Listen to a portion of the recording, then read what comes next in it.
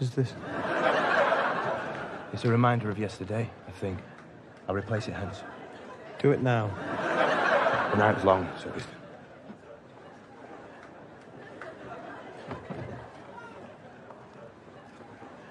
First your brother betrays us, and then the young prince is murdered.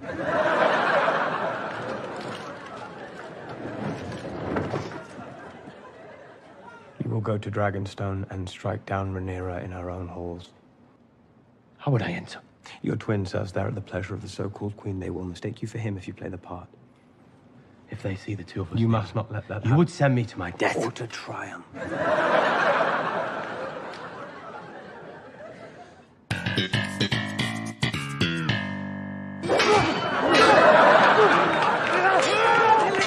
Run and find Sir Lawrence.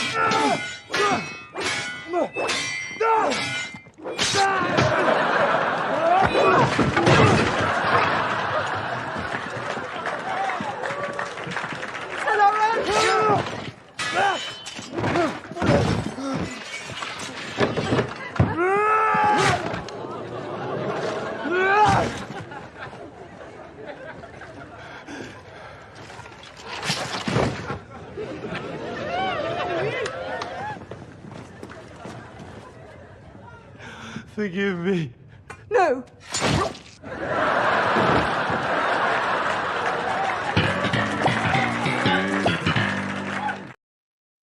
Well, spoiler alert if you didn't see the episode.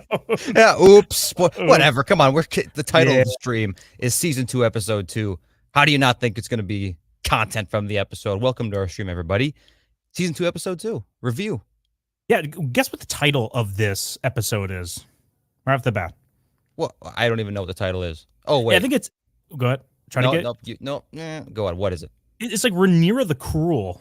You know, one of the we'll talk about it later, but you know, it definitely should have been the Farewell, My Brother. That's what I was gonna guess, dude. Yeah, it's the only. I was thinking about that watching this. It's like, man, I understand they're big beats, but it's like they're really just hitting it hard. Like the most notable things from Dance of Dragons from the book. You know, the first episode, right?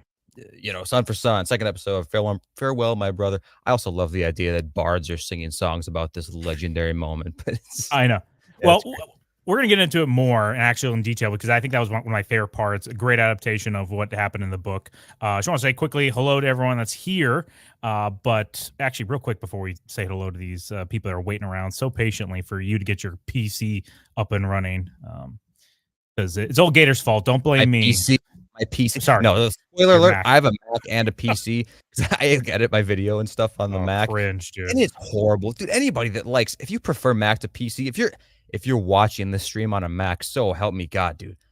Unsub, please, God, unsub. An iPhone or a Mac. Listen, Gator is a Mac user and he plays Fallout 76. Like, red flags, fellas, right? Okay, cringe/based. Come on, let's move. Cringe/based. Yeah. I was going to quickly try to go through some of the people that are here, early. Thank you for being here. IJP, Zax, Nosferatu, A1. I don't know how do you say this name, but he's always commenting. He or she. Yeah, Azir Ahmed. I don't know. Yeah, thank you for being here. Abysmal Bunny, let's go. All right, yeah. I can't go through all the comments, but we will be starting it throughout the night for some comments. If you guys want us to read it for sure, be sure to super chat it because we'll read all the super chats for sure. But give us money. If you haven't already, smash that like button. It's absolutely free. And like I think Gator said last stream, what's not free is giving us money, and you should be doing it nonstop. Oh yeah, it's great. It's very fulfilling. It's like giving to charity, right? It's better though because it's us. It's not poor people who bring nothing to the table for you. Oh, I really hope we don't get hit for a copyright strike because of that that intro. Like we shouldn't, but I don't know because like it was just so much of it, but it was very small clips. So whatever. That's small. We didn't talk at all about this episode with each other. I just asked you, hey, when are you going to watch it? You said in about an hour or so. So what were your general thoughts about episode 2 for season 2 of House of the Dragon? I thought this episode was better than episode 1. It didn't have the massive stain of blood and cheese on it. And like you said, man, the ending of this episode is like the next big notable event from the Dance of Dragons event from the book. And yeah, it was done way better. And I was nervous about it too. Well, we'll go into the details about why I was kind of concerned going into it, especially even leading up almost right to the moment that fight happened between the Cargill brothers. I was concerned they weren't going to nail it, but I honestly think they ended up nailing it pretty well. And the build up to it throughout the episode is pretty good too. There's some stuff I didn't like, but it's not like because it was bad. It's just because it's like, man, spoiler alert, man, how shitty can you make Kristen Cole? Like it's unbelievable. It's unbelievable. My boy. I don't want to do another Kristen Cole video because on our channel we did do Kristen Cole is not a simp. He clearly isn't well, actually, he's not an incel. He might be a simp, but even that's like arguably whether or not he's a simp or not. But he definitely was a victim of SA or graping by Rhaenyra. And anyone that says differently isn't looking at like the full context of what's going on there. Oh, but dude, yeah, she spiked his drink with a Viggy and just hopped on. Like there's nothing he could do. Social pressure. Well, it's either you do that. You're getting probably gilded in either way. It's either you get your nut or not. So he took the nut path, right? This episode going down the same path with Kristen Cole, I hate it, but overall liked it better. I thought there was better adaptations of events, way more suspenseful. I felt like in my brain, like when I was watching, I was like, why do I feel more on edge about these brothers, going after each other? Was it Arik going through Dragonstone to get Eric, right? That was way more suspenseful to me than Blood and Cheese. Blood and Cheese felt like we always talk about the Looney Tunes, like, where's the one old Aemon who don't know where he is? These guys look competent the whole time, which is a breath of fresh air. Way better adaptation for sure. It's slow, but I like this. It's a change of pace compared to season 1. House of the Dragon was breakneck speed, so it's great to have something that kind of slows down for a little bit, right? Well, that's true, but even understand, this is not even nearly the mellow pace of Game of Thrones still. Right. It really isn't. Like Ned Stark, just for a little comparison, whatever, he spent how much time in that cell, like on screen? At least an episode, maybe even 2. And even in this, even though it's much slower in House of the Dragon season 2, it's still multiple days, multiple weeks passing by. Well, maybe not multiple weeks. I don't know. That timeline gets confusing too. How quick can Jace grow hair? You know what I'm saying? Right. It's definitely better. Yeah, completely agree. It's better. And I love to see these Kingsguard outfits, man, as much as possible. This armor is drippy, dude. Drippy as hell. It's making me drippy looking at them. Really? Yeah, I love all of that. We're going to talk about the Kristen Cole versus Arik scene because I actually think like the one you used for your intro here. If you guys like that intro, Gator's the one that was doing it. We actually did a couple of them for season 1 originally when we were covering this, and they were really funny. But I don't think we got copyright struck for those, did we? No, we never got copyright struck. No, these ones are pretty hastily put together so far, but I'm gonna make them perfect and then we'll upload them as shorts eventually. Because I just want to be able to watch them all day. They're so fun. Here, go through some of the comments here. I'm gonna make a poll and ask people where they rank this episode, like ABC. Is ABC F probably or D? Yeah, ABC. No, skip D. D is like the worst ranking. No one uses it. There's no reason. We actually had some super chats here. So Zoomer G 499 says, "I am begging Ryan Condal to give Alicent and Kristen literally any redeeming qualities and Rhaenyra any single negative quality." Yeah, dude, I know. Come on, it's not even funny. Kristen Cole especially, like Alicent, you could say she kind of does have some redeeming qualities to begin with. She's compassionate and et cetera, et cetera. But yeah, she just keeps having these issues, and they show her clearly having more flaws than Rhaenyra. It's completely one-sided. Boosh, Alicent, Rhaenyra is boring. AF Team Green, yeah, man, absolutely the cake of the realm. You can't go wrong. Rhaenyra is like she's kind of gaunt looking these days, but they're putting her in all this warm lighting too, really trying to sweeten this up, and I'm not falling for it. I'm not falling for it at all.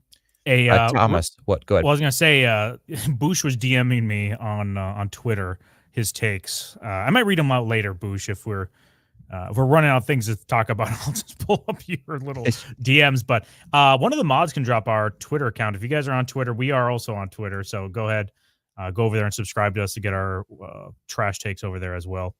Yeah, I'm not sure what Twitter is, but Thomas also said the B&C aftermath this episode hit me harder than B&C itself. Yeah, dude, it was way, way, way more intense. And dude, speaking of B&C, the C&B narrative that we get, the C&B torture element that we get to Kristen Cole and Alicent's relationship finally revealed. What'd you think about that? It's minor. What's that? It's the C&B torture aspect. I mean, you think there's like C&B torture going on? Oh, come on. That's clearly like the way it goes. She walks in there, starts slapping the hell out of him. That's foreplay.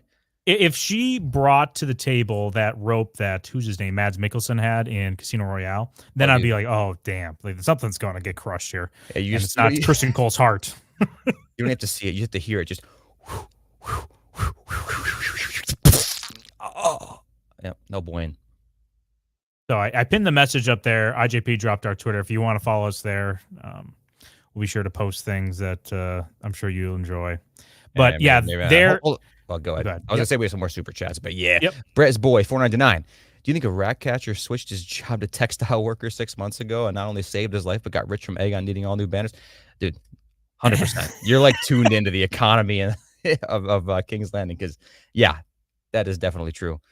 How honestly, if you were a rat catcher and you decided to make a career change, like even 6 years ago, in King's Landing, how happy would you be? It's like every single one of my old coworkers is now dead. I could have been one of these guys. I just had a feeling when I saw all the rat catchers hanging that I would have been one of those guys whose wife would have been like, just come on, Donnie, just one more week. We got to make this payment. Just, I know you hate being a rat catcher, but we got to make the payment. I'm like, fine. And then of course the guy, Cheese, who I don't know what his real name is. I don't think we ever really get his real name. We didn't get his name. We don't know. We don't get it in the lore either, but of course, this guy that I probably hate so much. I'm like, dude, I hate this guy. I don't want to be around this guy. It's probably one of the reasons why I quit. And then that's why you quit. It's like, all right, I'll do one more week, but I told you I can't stand this guy.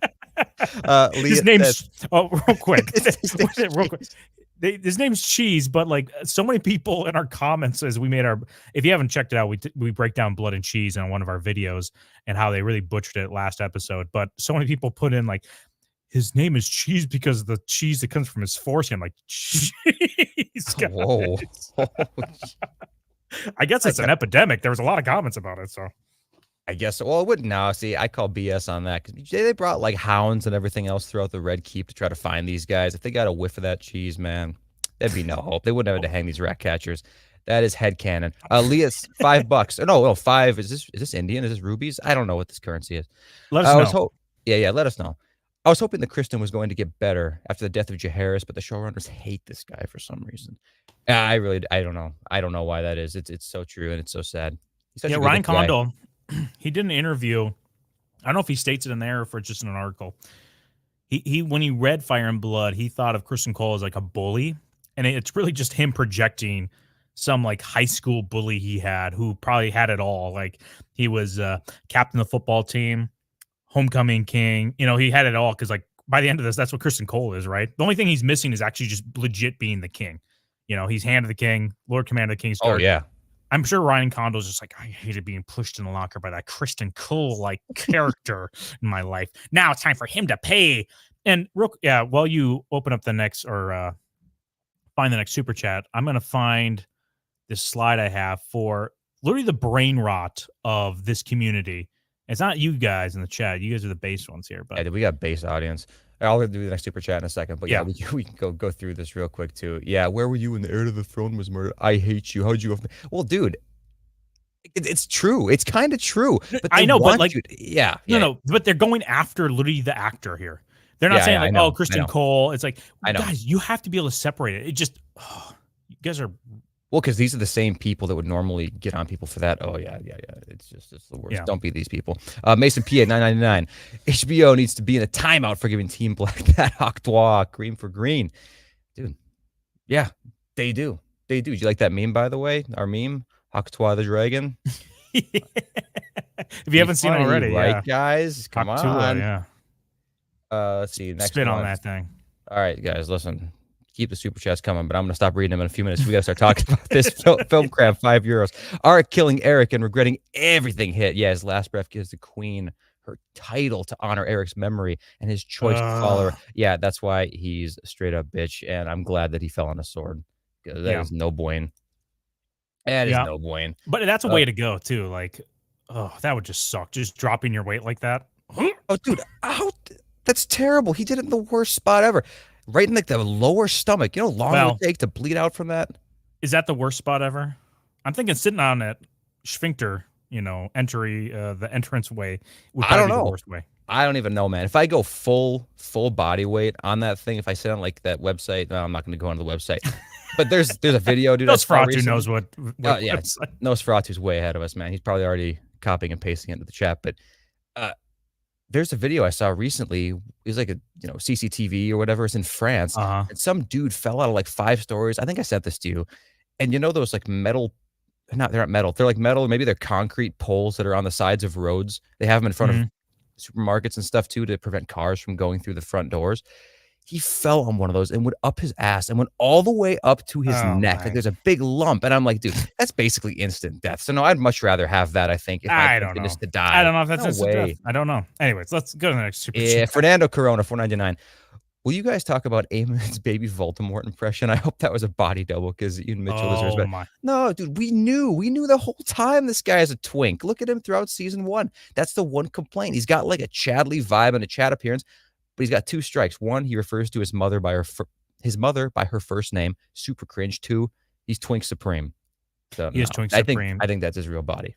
Me and you have always talked about this privately, and I think maybe on some streams as well, that for some reason, I don't know what, just recently, there's just a bunch of like twinks, it feels like, that are in these roles that should be with people that have a little more meat on their bones. At least in superhero movies, they make sure they put them on at least one trend cycle before they get in there.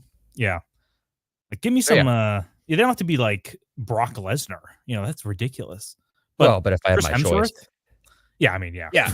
Well, dude, absolutely. Well, the thing is, see, it's easy in these kind of fantasy shows, though, because they can put them in armor and kind of make it seem like they're bigger than they are. Like we saw in this episode, Hugh Hammer or whatever. Yeah. He's not that big. Definitely not. In fact, if I saw him without clothes on, I bet I'd probably shed a tear.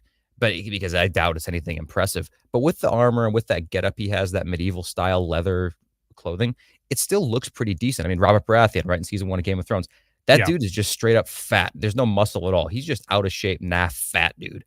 And he still looked decent. So they can do it. It's just weird they choose to give Eamon this like skin tight kind of leather bondage BDSM style clothing.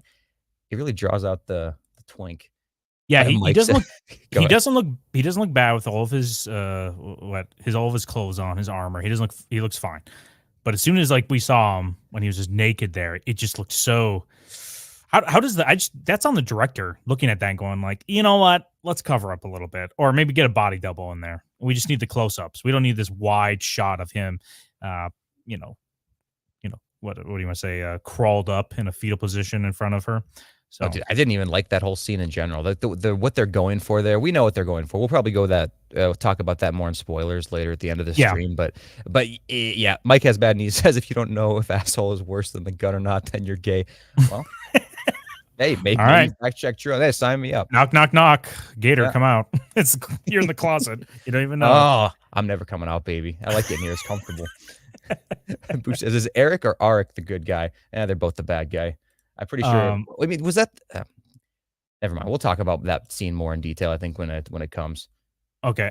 There's one more super chat we have here, and then we're going to get into this more. But the poll is at A.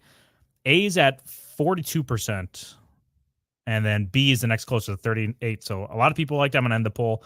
We'll probably start another one here soon. But yeah, there's a link to our Twitter. If you guys haven't, you can go there. And I'm going to drop another link here in a second if you just read that super chat. Yeah, Brian99 says, Brian with a Y, dude. Oh, that's cool.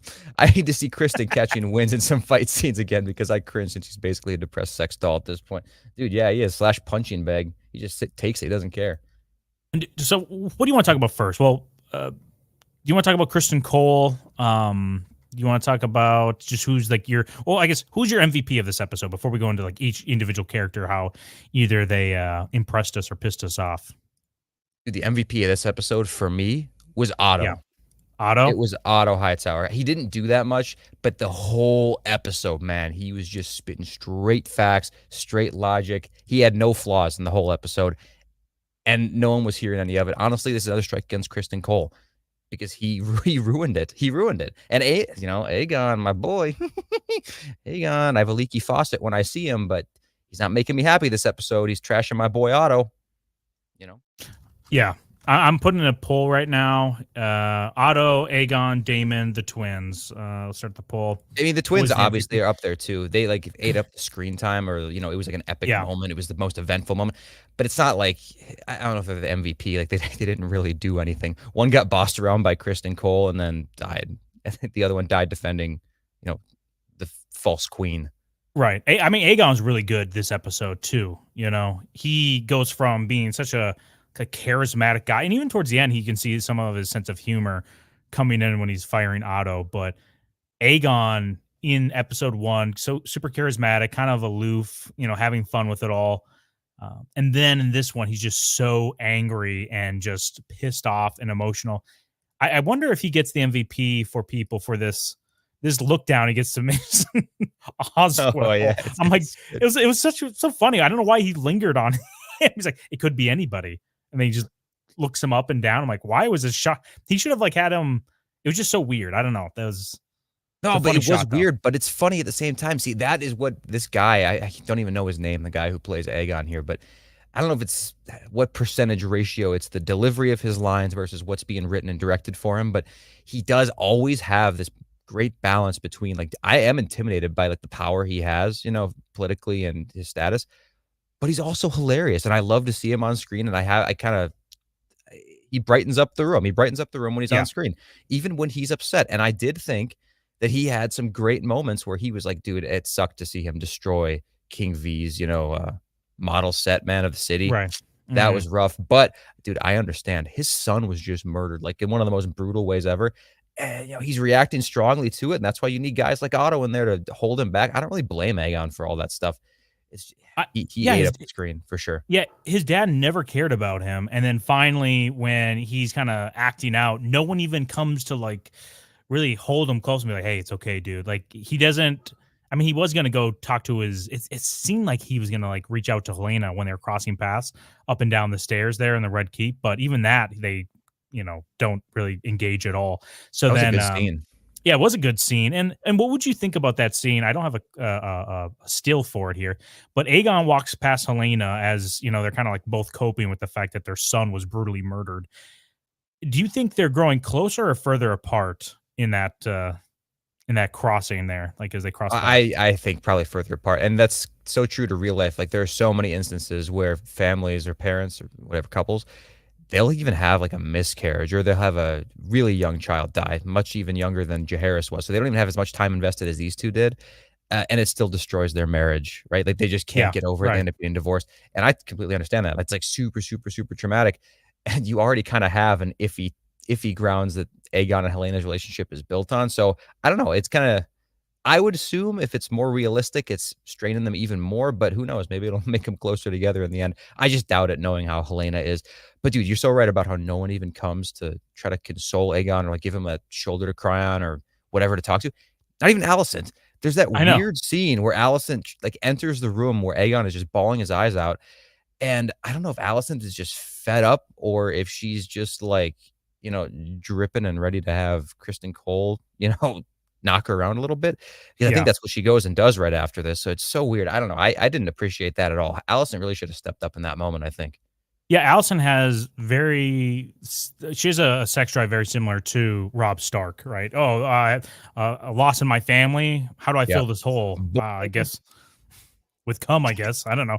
Yeah, I don't know. Something. Well, that's funny. Me and Don actually had a friend a while ago. Same deal.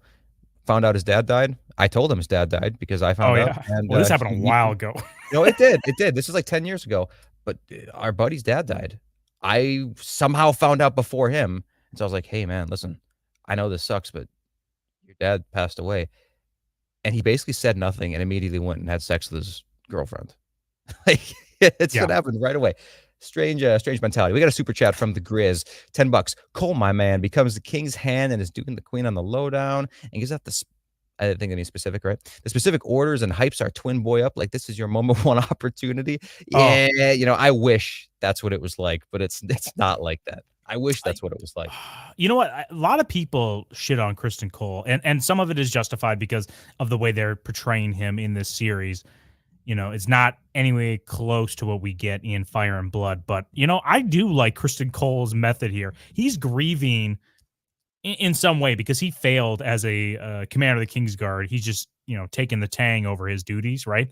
Yeah. And the only way he can kind of like, I don't know, decompress is by blaming somebody else for it. I mean, based like, yeah, it's your fault, dude, idiot. Like blaming another person and Well, then blaming them so hard and getting so angry that he's like, you know what? There's only one way you can make this better, and this is by doing a suicide mission. That best case scenario, you potentially die, and then I don't feel bad anymore, or you succeed and I look like a genius.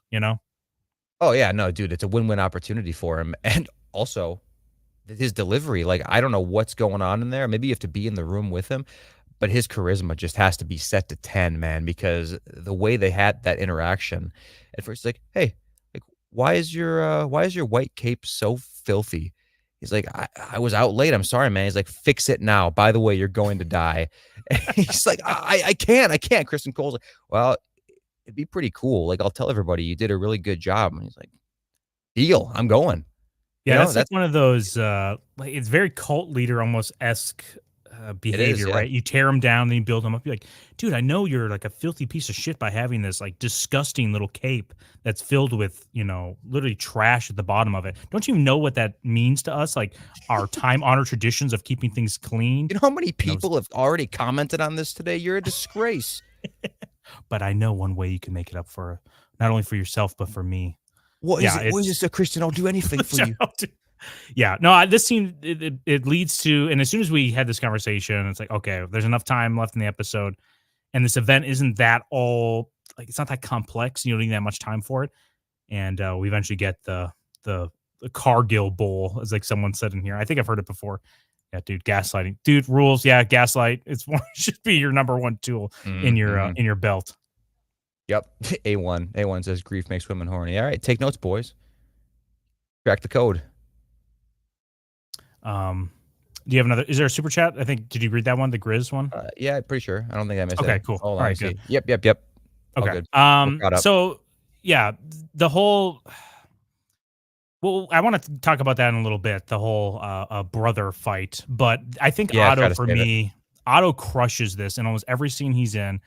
And I don't know what's up with Otto. Is he just kind of fed up with everything going around him? Like, I'm surrounded by idiots. He's like very George Costanza kind of yelling now. And finally, Aegon has the balls to actually potentially take him out, because Otto should know how to maneuver emotional people, because King V was very emotional. I really wish we had more time with these characters, because now we're with Otto. I wish this happened in episode 3 or 4 in a 10-episode season versus episode 2 in an 8-episode season. Yeah, well, I think that he does know how to manipulate emotional people, but it's like, after what happened over these last few days, I can't blame him for kind of going off the handle a little bit. And it's not even that bad. Like, his little fit that he threw is still very private.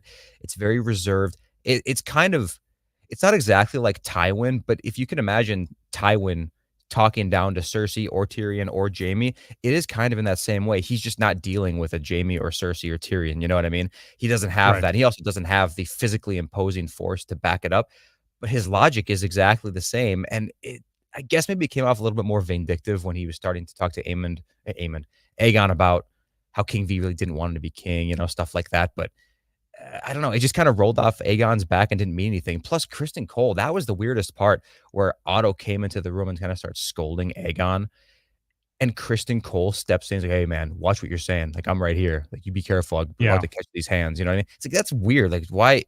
It's kind of an emasculating time for Otto, even though Otto didn't put up with it. He said, like, no, this guy's my grandson. I'll talk to him whenever I want. That's true. It just didn't really do him any favors. But if you just kind of forget the framing a little bit, no, I thought Otto was really well done. Even though, maybe it is a little bit quick and it should have been done episode 3 and 4 of a 10-episode season versus episode 2 of an 8-episode season. But again, it's like, what are we working with here? Hyper speed, like premature ejaculation, season 1. Oh, don't say and then that. Season 2. Yeah, I know. It's coming back, baby. You wish. Yeah, I know. So Otto, I love Otto. Yeah, he definitely feels like a person who I do think he believes what he's doing is what's best for the realm. That he believes if he has control of the levers of power, that good things will happen. And it's not just a oh my because Tywin would make all the trains run on time, but he also would constantly talk about his dynasty, his family dynasty, and it's the family. You know, Otto really talks about the realm more so, right? He really doesn't talk about his family and the way he treats his family. They're all pawns for, you know, gaining positions. That way he can control more of the realm. And I do believe he thinks that. However, his actions probably are not always the best for the realm, right? Like we talked about in season 1, King V should have married, you know, what's her name? Lena. Yeah, Lena, And yeah. united the family that way versus with Alicent creating more division with, you know, the Velaryons and Corlys. But yeah, I think this scene I'm showing right here with Otto was just this range of emotions. He's just like pissed off. Like, what did Sir Christian do? I know this was the best scene. Is just and after he reveals what Kristen did too, his headache face is just so. He's like, "Are you shitting me, dude? Like, are you kidding me? It's like, no one consulted me for this.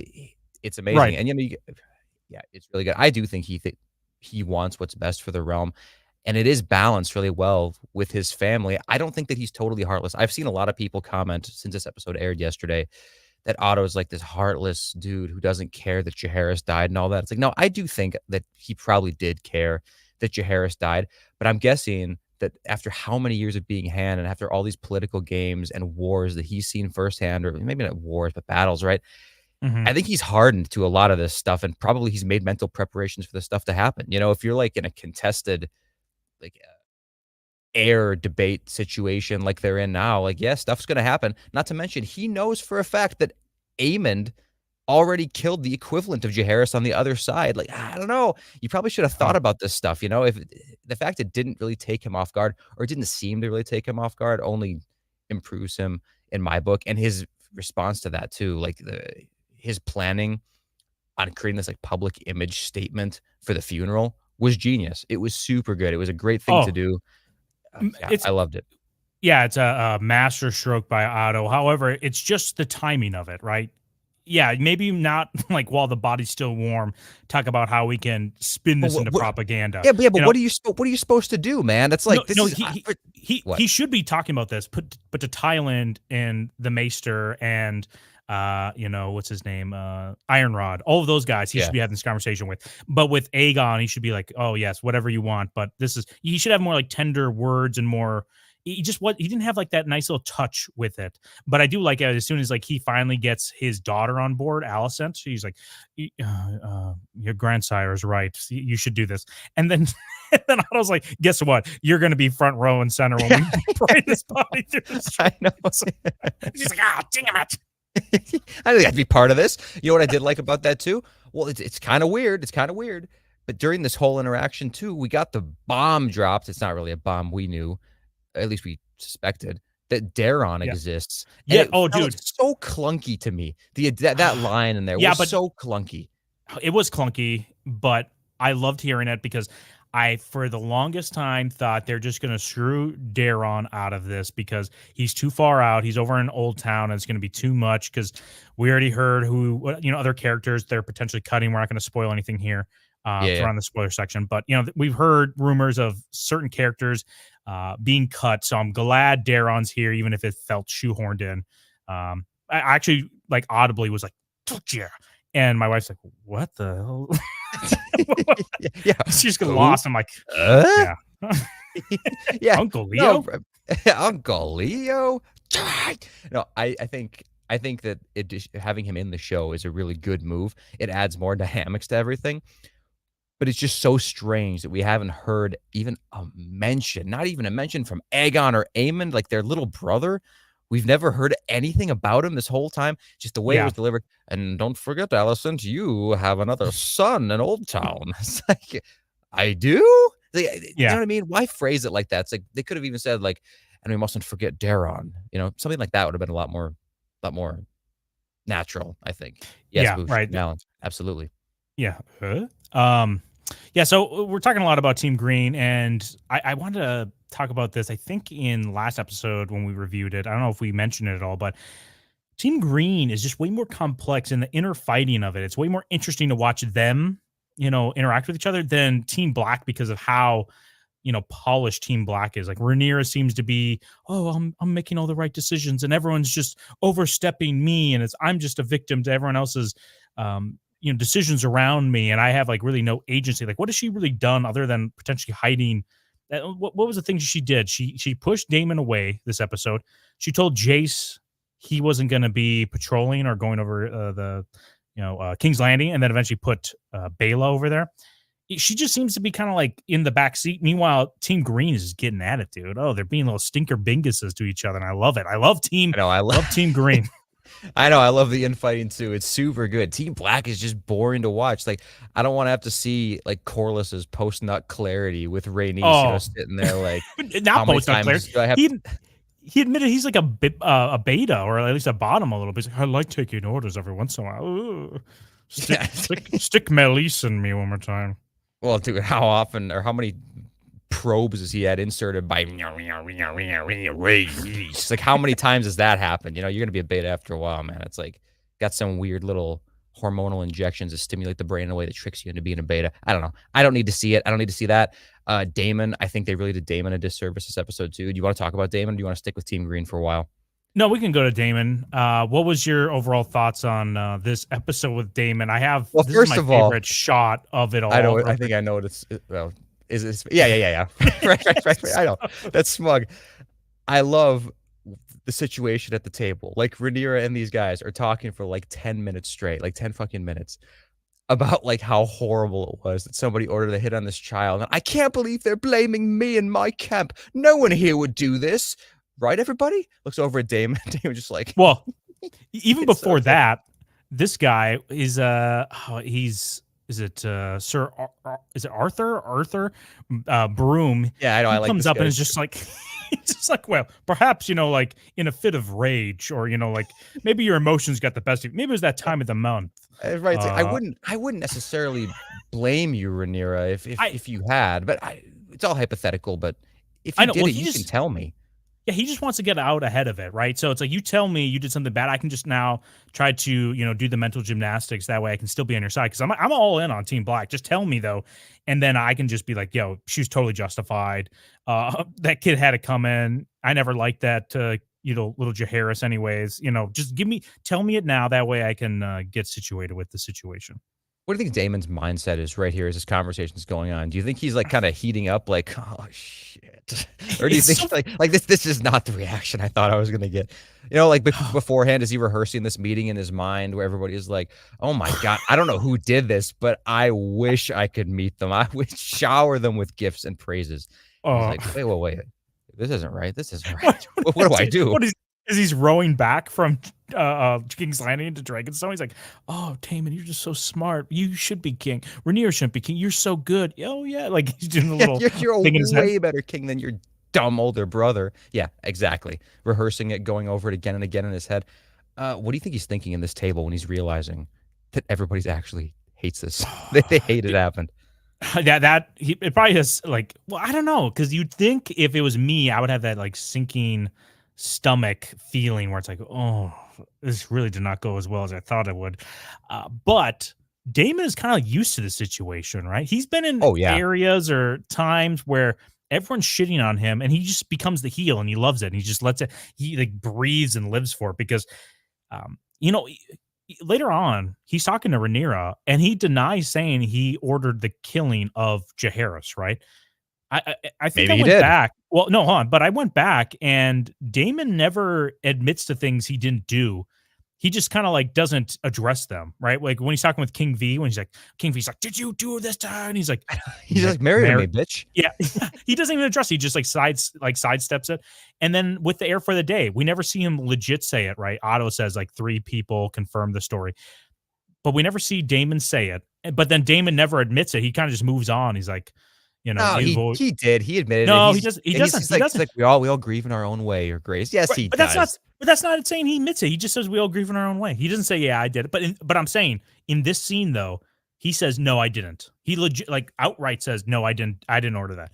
All right, that's what I'm saying. Yeah, he didn't say it. Right. So then in this one, like, yeah, I don't think he ordered the killing of this kid, but I don't know. Maybe that's a little less base than I thought. I thought Damon was the guy go kill kids. Yeah, well, this is show Damon. Yeah, we like child killers on this channel. Super chat real quick. $5. Ritual Mage. The writer's obsession with making Rhaenys a girl boss is more forced than the Darren line. Yeah, dude, it is, and I hated that in the last episode so much. Rhaenys's interaction with Damon, where Damon's like, "That's an order," and she's like, "Were you to be king, I might obey you, sir." And it's like, he's the king consort. Like, he's above you in every single way. He can command you. Right. He just can. Yeah, That no, pissed me he's off, too. he definitely has power, and I don't know why she's just so resistant to it. But we do have a poll going up right now: the green versus black. Just a warning: any person that votes Team Black will be kicked. So, Correct. just a heads up. So, vote Damon for is a only girls. heartless psycho. My guy was smiling at the news of Jairus' death. Yes, sir, and that's why we like him. He's the MVP of Team Black. But okay, this is what I was going to say about Damon from the beginning. This little fallout that Damon had with Rhaenyra. Yeah. The way that it was framed, where Rhaenyra's like, "Well, we finally reached this point, Damon. We've always known this was going to happen. We knew this was coming a mile away." It's like, did they?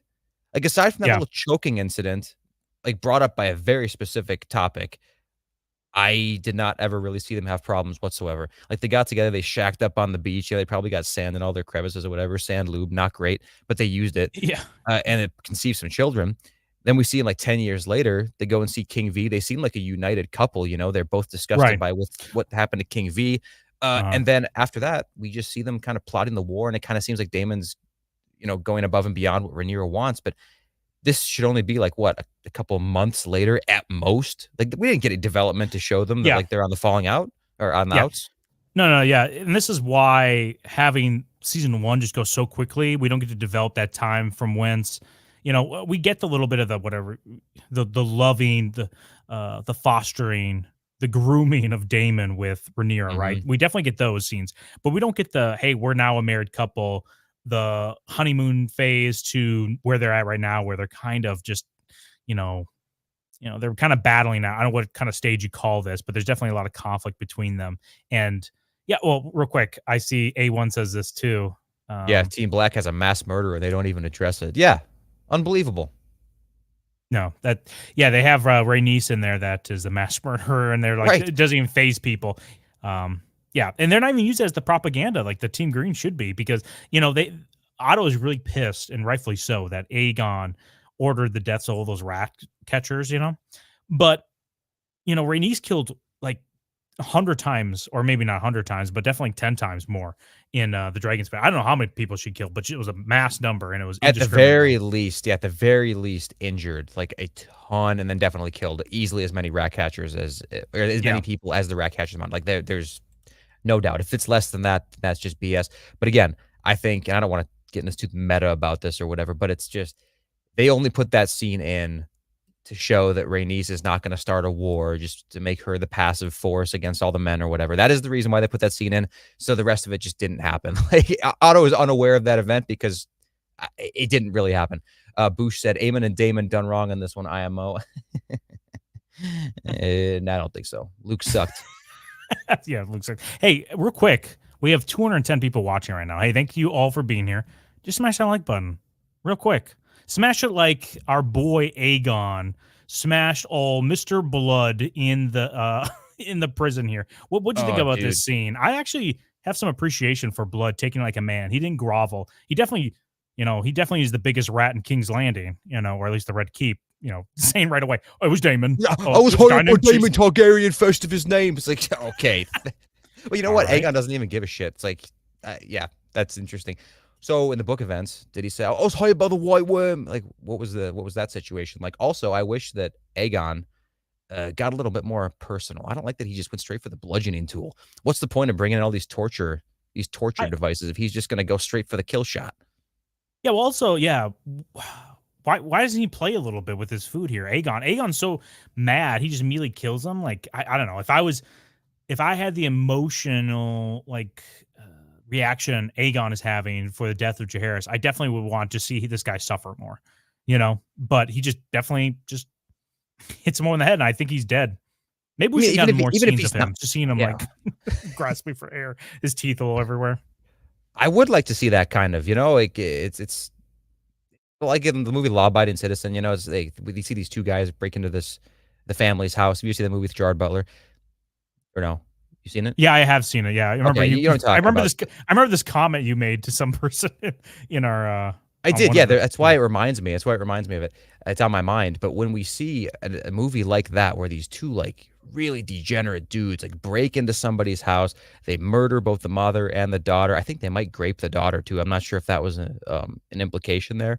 And then Gerard Butler's character sets up this like elaborate torture situation for the one guy who survived. And we didn't get to see it, and I don't need to see it, but at least they went way in depth in that movie to describe exactly what he's going to do to him. And it's more satisfying that way because this guy committed such a horrible act. So, I mean, I feel the same way with Blood, kind of. Not only that, I'm super like connected with Aegon now. Like, I sympathize with him a lot. So it's like, we want to know that he's getting the most satisfaction he can. And just like one bludgeon, it's kind of disappointing. Dude, Larys is right back there. He knows a thing or two about torture, right? Like, Yeah. Take his socks off, Aegon. Do something to his toes. Can I Well, help? you know what? I love that I they have a toned taste? down that aspect of Larry's because I think it was the dumbest decision. Huh, let's make the guy with the club foot obsessed with feet. Dude, whoever decided to write that into this character should go start their car in the garage and think about what they wrote for a long, long time because that's just so stupid. But here, Mike has bad knees. I don't know if we read this at all. One of our Can't boys, can't go against my race. I mean team, right? Poor right. Mike. Try your All right, best, Mike.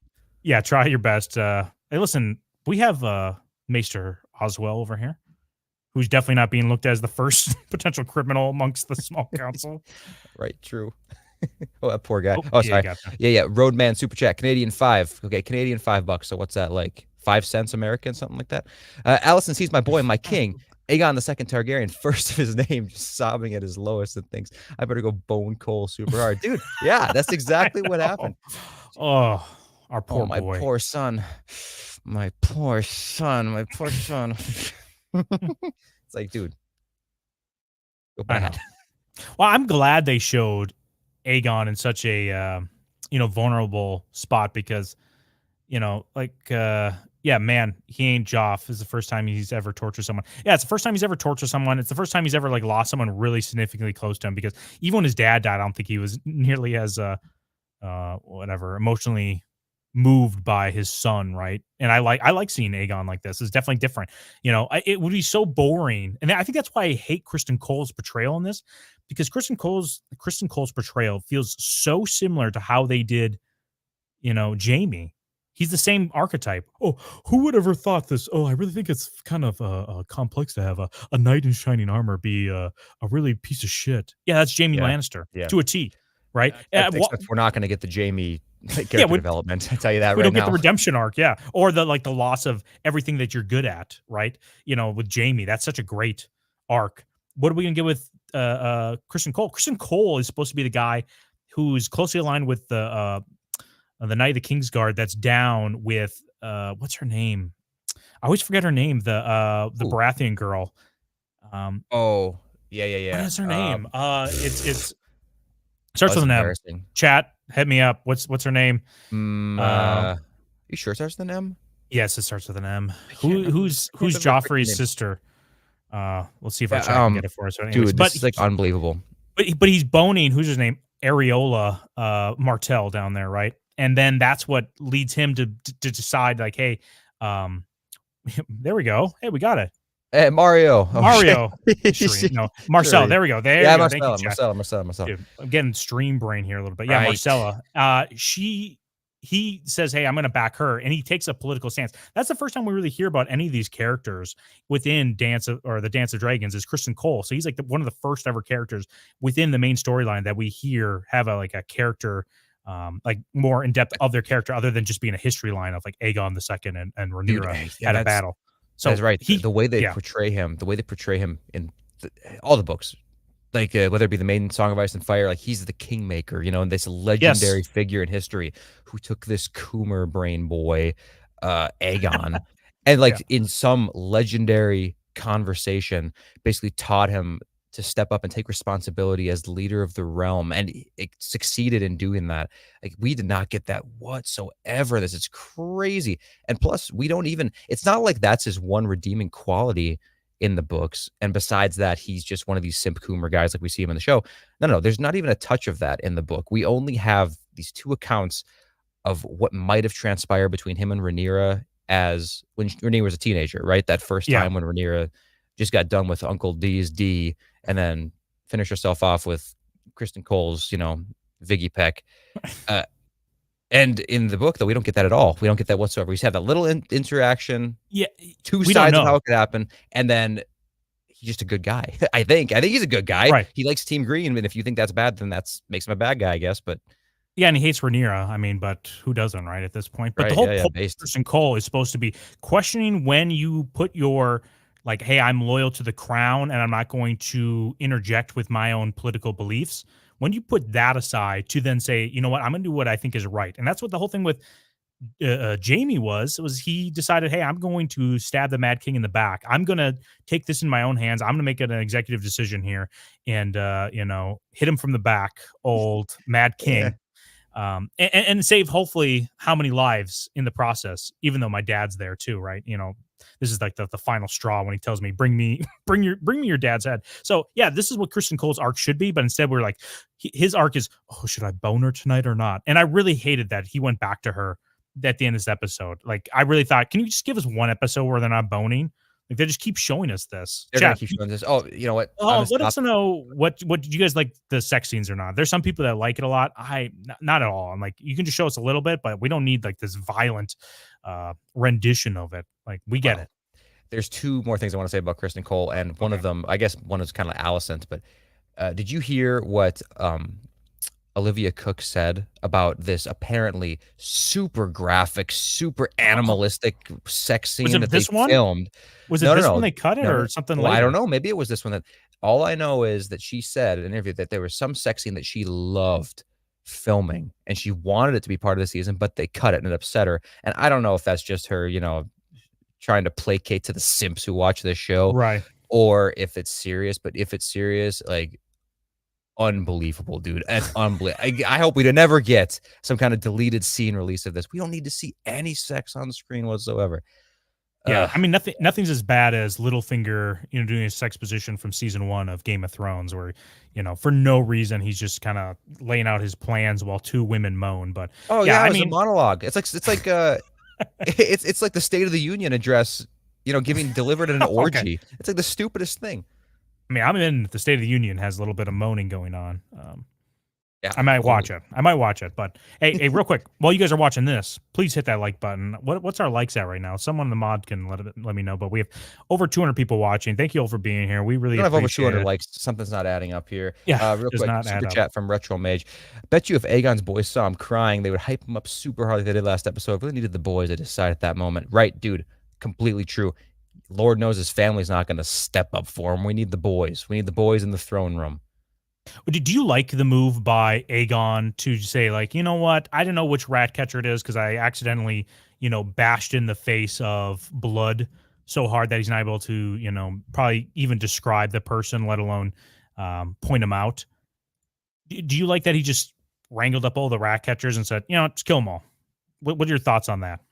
Oh, dude, as much as I'd love to and just jerk him off all day and night and everything he does, no, I don't think it was the right call. I don't have a better solution because if you don't do anything, if the word gets out that it was a rat catcher that did this or whoever, and there's somebody on the loose, like if it comes out that, because they can make it public that they caught blood, right? That they caught the guy who had the head. And I mean, it's public, of course, because they paraded his body around King's Landing.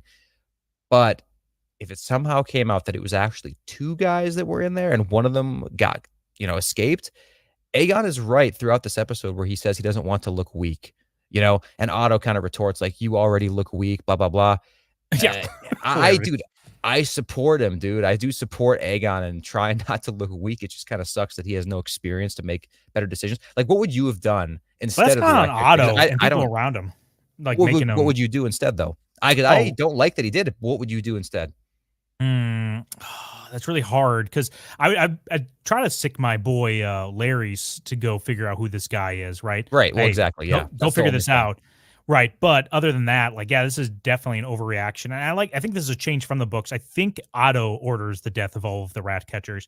And having it be Aegon kind of aligns with his emotional arc he's going on in this episode, and having Otto be the more politically savvy guy, knowing that, hey, this is going to really upset a lot of the families. It's a great way of breaking it down. And this is why we see so many cycles of violence in real life, right? It's like, yeah, you killed these people you thought did you wrong, but though they have fathers and brothers and sons who are now going to take, or, are more sympathetic to the opposite person's point of view now because of what you did.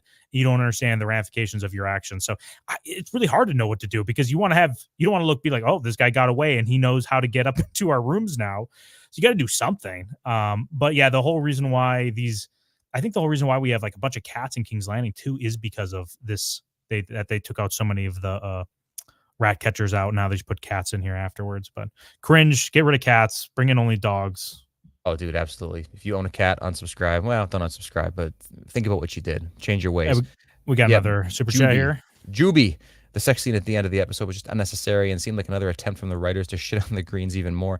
Yeah, I mean, at least they didn't really show anything, but we just don't need to see this much of it. It's just degrading Allison's character. Kristen Cole, I don't expect anything more from at this point, but Allison's like, what's up with the murder boner, you know what I mean? Like, she's just so excited about this grieving situation. Last thing I want to say about Kristen Cole, before we move on completely, is, like you said, there's really no hope of him having this redemption arc anymore and kind of turning the other leaf like Jamie did and kind of seeing the light. Even though Jamie ended up going back on that in the end anyway, but whatever. Pretend like he didn't. Yeah, but pretend like he didn't. The only way now that they've written this in is, even if they did decide to give Kristen Cole a redemption arc, what would that redemption arc look like? It would be to return to Rhaenyra's side, because they built him up as being the bad guy by means of hating Rhaenyra and being vindictive. That's, you know what I'm saying? That's the only way they even could do it now, and that would suck. That would even maybe suck more than this. Yeah, if they really want to show how talented they were, they would give Kristen Cole a redemption arc, right, in this, and they could do it. I was reading someone person. I thought they were giving a suggestion, but something else. They could give Kristen Cole redemption arc. That would really show how good of writers they are, because everybody literally hates him. And like I showed earlier, the fans are like attacking the actor just because he's playing this character. That pisses me off. That's just like so low IQ, like behavior by individuals. And any person that like shits on like us, and we got a ton of shit. Not that we can't take. We kind of like being heels. Yeah, we like it. Shit on by it. We like the conflict, but we got a ton of crap from our take saying like, hey, they ruined Blood and Cheese. And people are like, oh, you guys cry harder, book fans. I'm like, dude, what the hell is going on here? Like, I'm just saying about this about this story that I really enjoy, that it's like lower than I like, or it's like the quality is a lot lower than I want it to be. Meanwhile, we have people like, literally harassing the actor because of the character he's playing. He's playing it well. I just hate the portrayal of it. I don't know how you could hate the guy, but whatever. You know what, you said this, like the book normie thing or whatever just now, like people are shitting on basically book fans for drawing comparisons between them. They're basically calling them elitists, right? People have been calling a lot of people book reading elitists these days. Yeah. And there was, I saw this clip on Facebook video or whatever, the video section on Facebook. And it was on Jimmy Fallon, and they had Matt Smith on because, all these guys are doing the press tour right now.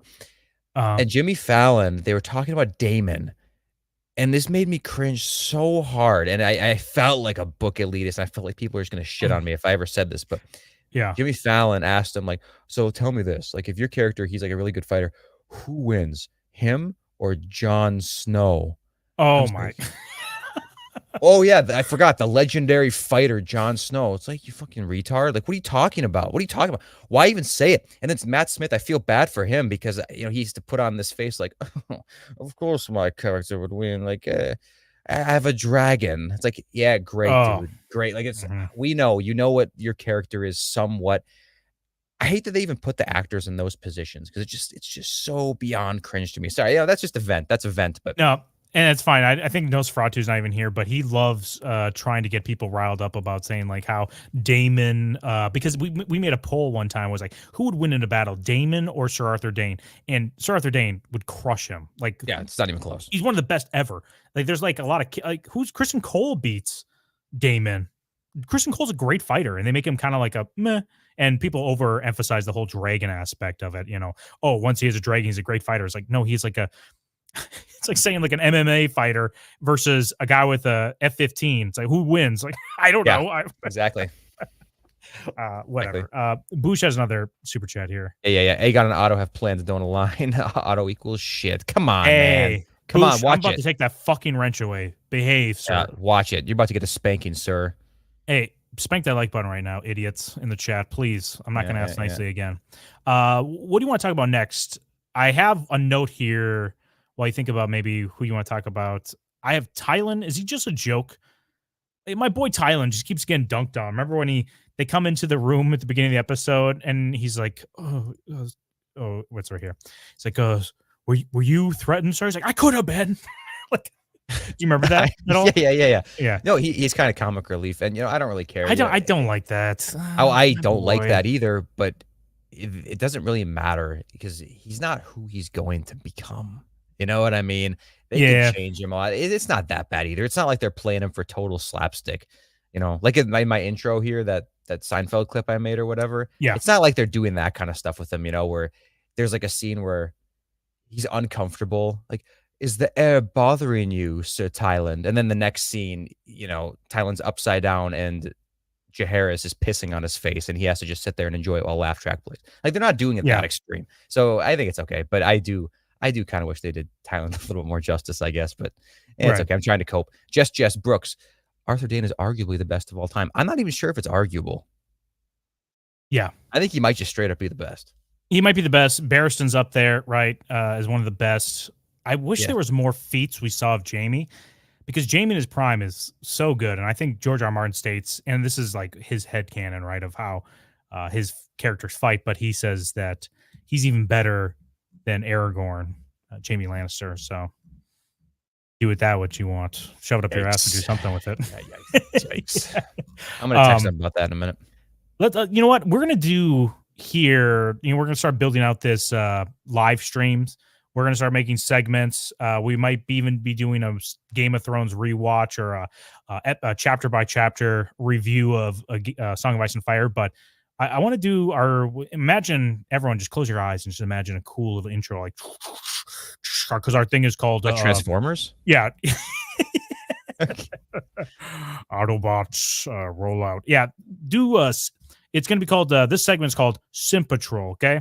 This episode, we're going through the characters we believe. We're pulling over and we're saying, hey, you look a little suspicious, right? First one up, always a one. Kristen Cole, is he a simp, guys? He's going after Alicent Thigh Tower, which I think that should be her new nickname for everyone. Yep. Alicent Thigh Tower. He almost resists her and then goes back at the end of the episode, but it's in a violent nature. Does that make him any more or less a simp? Chat, I'm going to make a poll here. Were you arresting him for a simp patrol or what? Gator, what do you think?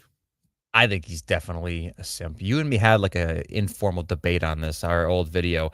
I still do hold true that he's a simp, but you have to wonder to what degree he is a simp, because at the end of the day, he is still a subordinate to both of the main women that we've seen him simp for. So he doesn't really have a choice. And with Rhaenyra, I think it's kind of inarguable he's a simp, because he developed this. He's not an incel, but he did kind of develop this incel-like mentality where he hates her now just because he got rejected by her, forever. He can't just get over it. So there is that to it. But Alicent, it's kind of hard for me to say if he's really a simp for Alicent. Alicent's the one saying like, hey, we can't do this anymore, Kristen.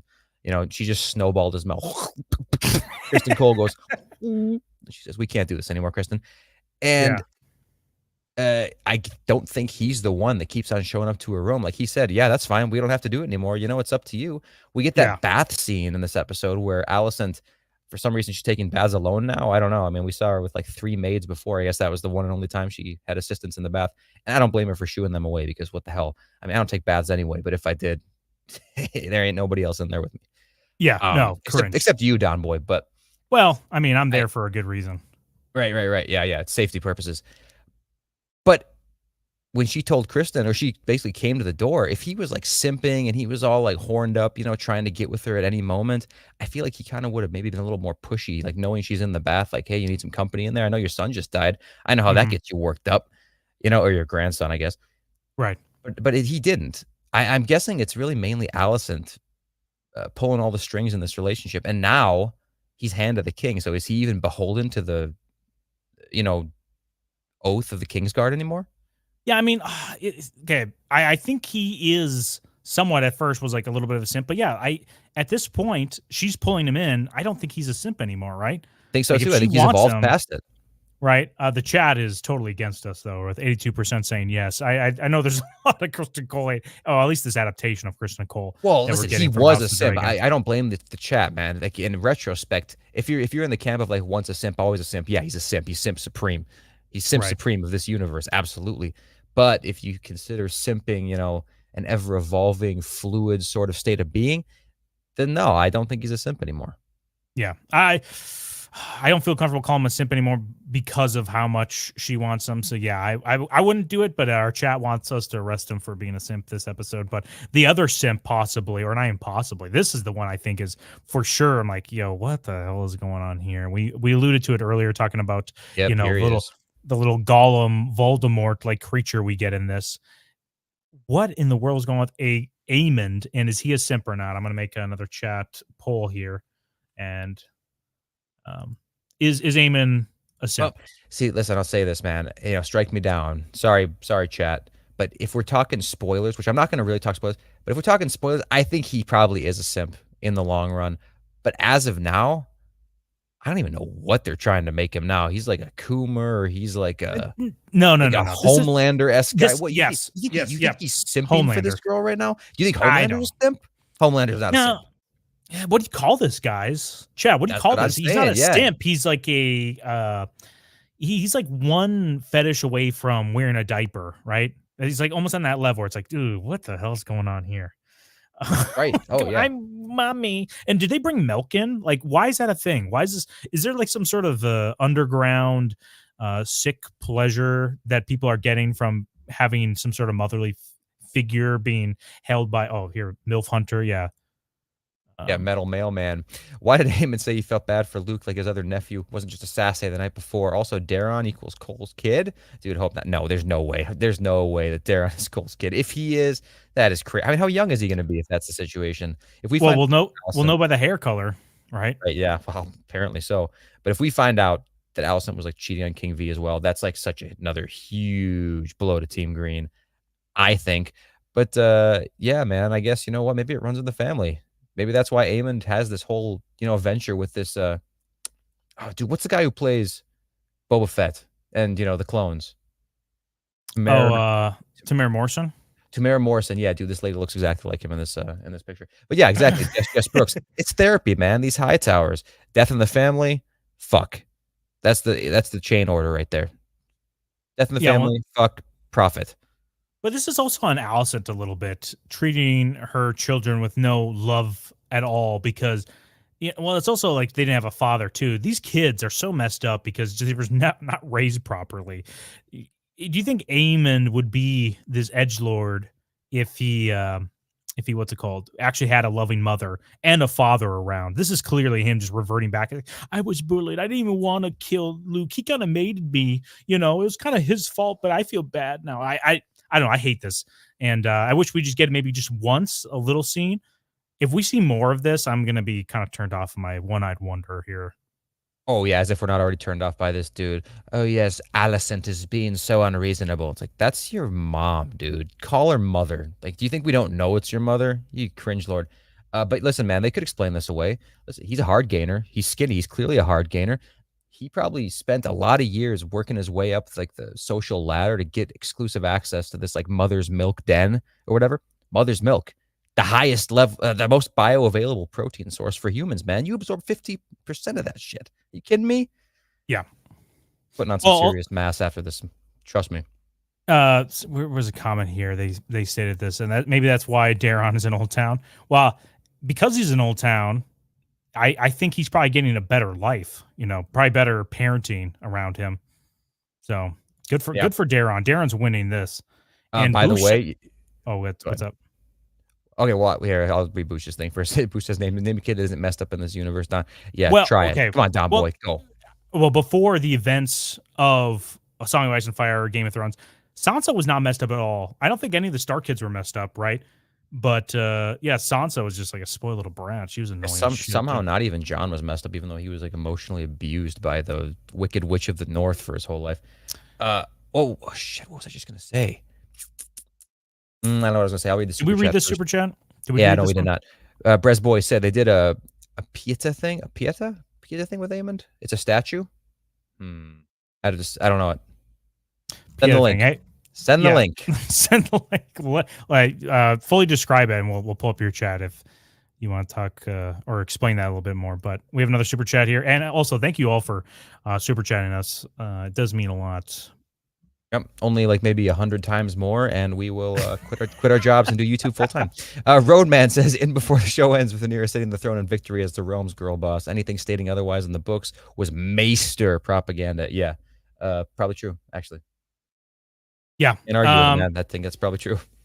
Well, yeah, I just hate that they say it's Team Green propaganda in the books, right? Even though there's like, I don't even think it was it a mushroom account of it. They put mushroom stuff in there, which is definitely pro Team Black the whole time, right? But after the death of Blood and Cheese, Alicent in the books, right? This account, well, she wanted to like bathe in the blood of them. It's like, okay, why even put that in there if it's green propaganda? Also, Alicent in the books is a nasty bitch, and I fucking love her. I love my nasty bitch Alicent and my thickums Rhaenyra, my BBW queen, baby. Bring her back. Badass Ray, man. Just, you know what? Let's make a deal. If we get BBW Rhaenyra, the Crosser video comes out the next day. Oh yeah, absolutely. Next day we'll pull an all-nighter, man. Yeah. Absolutely. In the book, when this is subtext, George texted me about this, but when Rhaenyra would go to Driftmark, Driftmart, just doing tours or being nice, whatever, having to go do the bureaucratic political stuff, she was actually not allowed to sit on the Driftwood throne. She's the only like sovereign that's not allowed to sit on the Driftwood throne because she would destroy it immediately. Based. Good. I'm pissed off, man. I was going to say something like 5 minutes ago. I can't remember what it was. Damn it. Okay, so this is a statue they're talking. It is a statue. Okay, it's of Mary holding of Jesus. Okay. I'm looking up right now. Looks great. Blasphemous. Absolutely blasphemous. Hey, you know what I'm excited for, though? The fact that they did show that Daron is going to be in the show now. He's confirmed to exist. Yeah. We're probably actually going to see Old Town, don't you think? Like, what's their excuse now? They can't possibly not show us Old Town at this point. Oh, dude, I want to see Old Town so badly, dude. I want to see that beautiful erect high tower. I really do. Like, standing.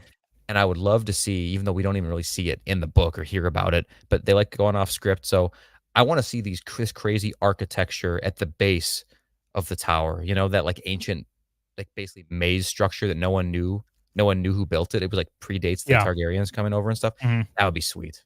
Yeah, no, that would be awesome. I wish we can dive more into the lore, but they're going such a breakneck speed that you really can't have any extra fat in an 8-episode season. So hopefully they're going to go with 10 episodes next season, and we can get a little more, character development, add a little bit to the lore. Because we did get that up at the wall, right? That they're changing things here a little bit. That Torrhen Stark bent the knee because Aegon was like, "Listen, there's something beyond that wall, and it's not good." He's like, "Finally, someone understands me."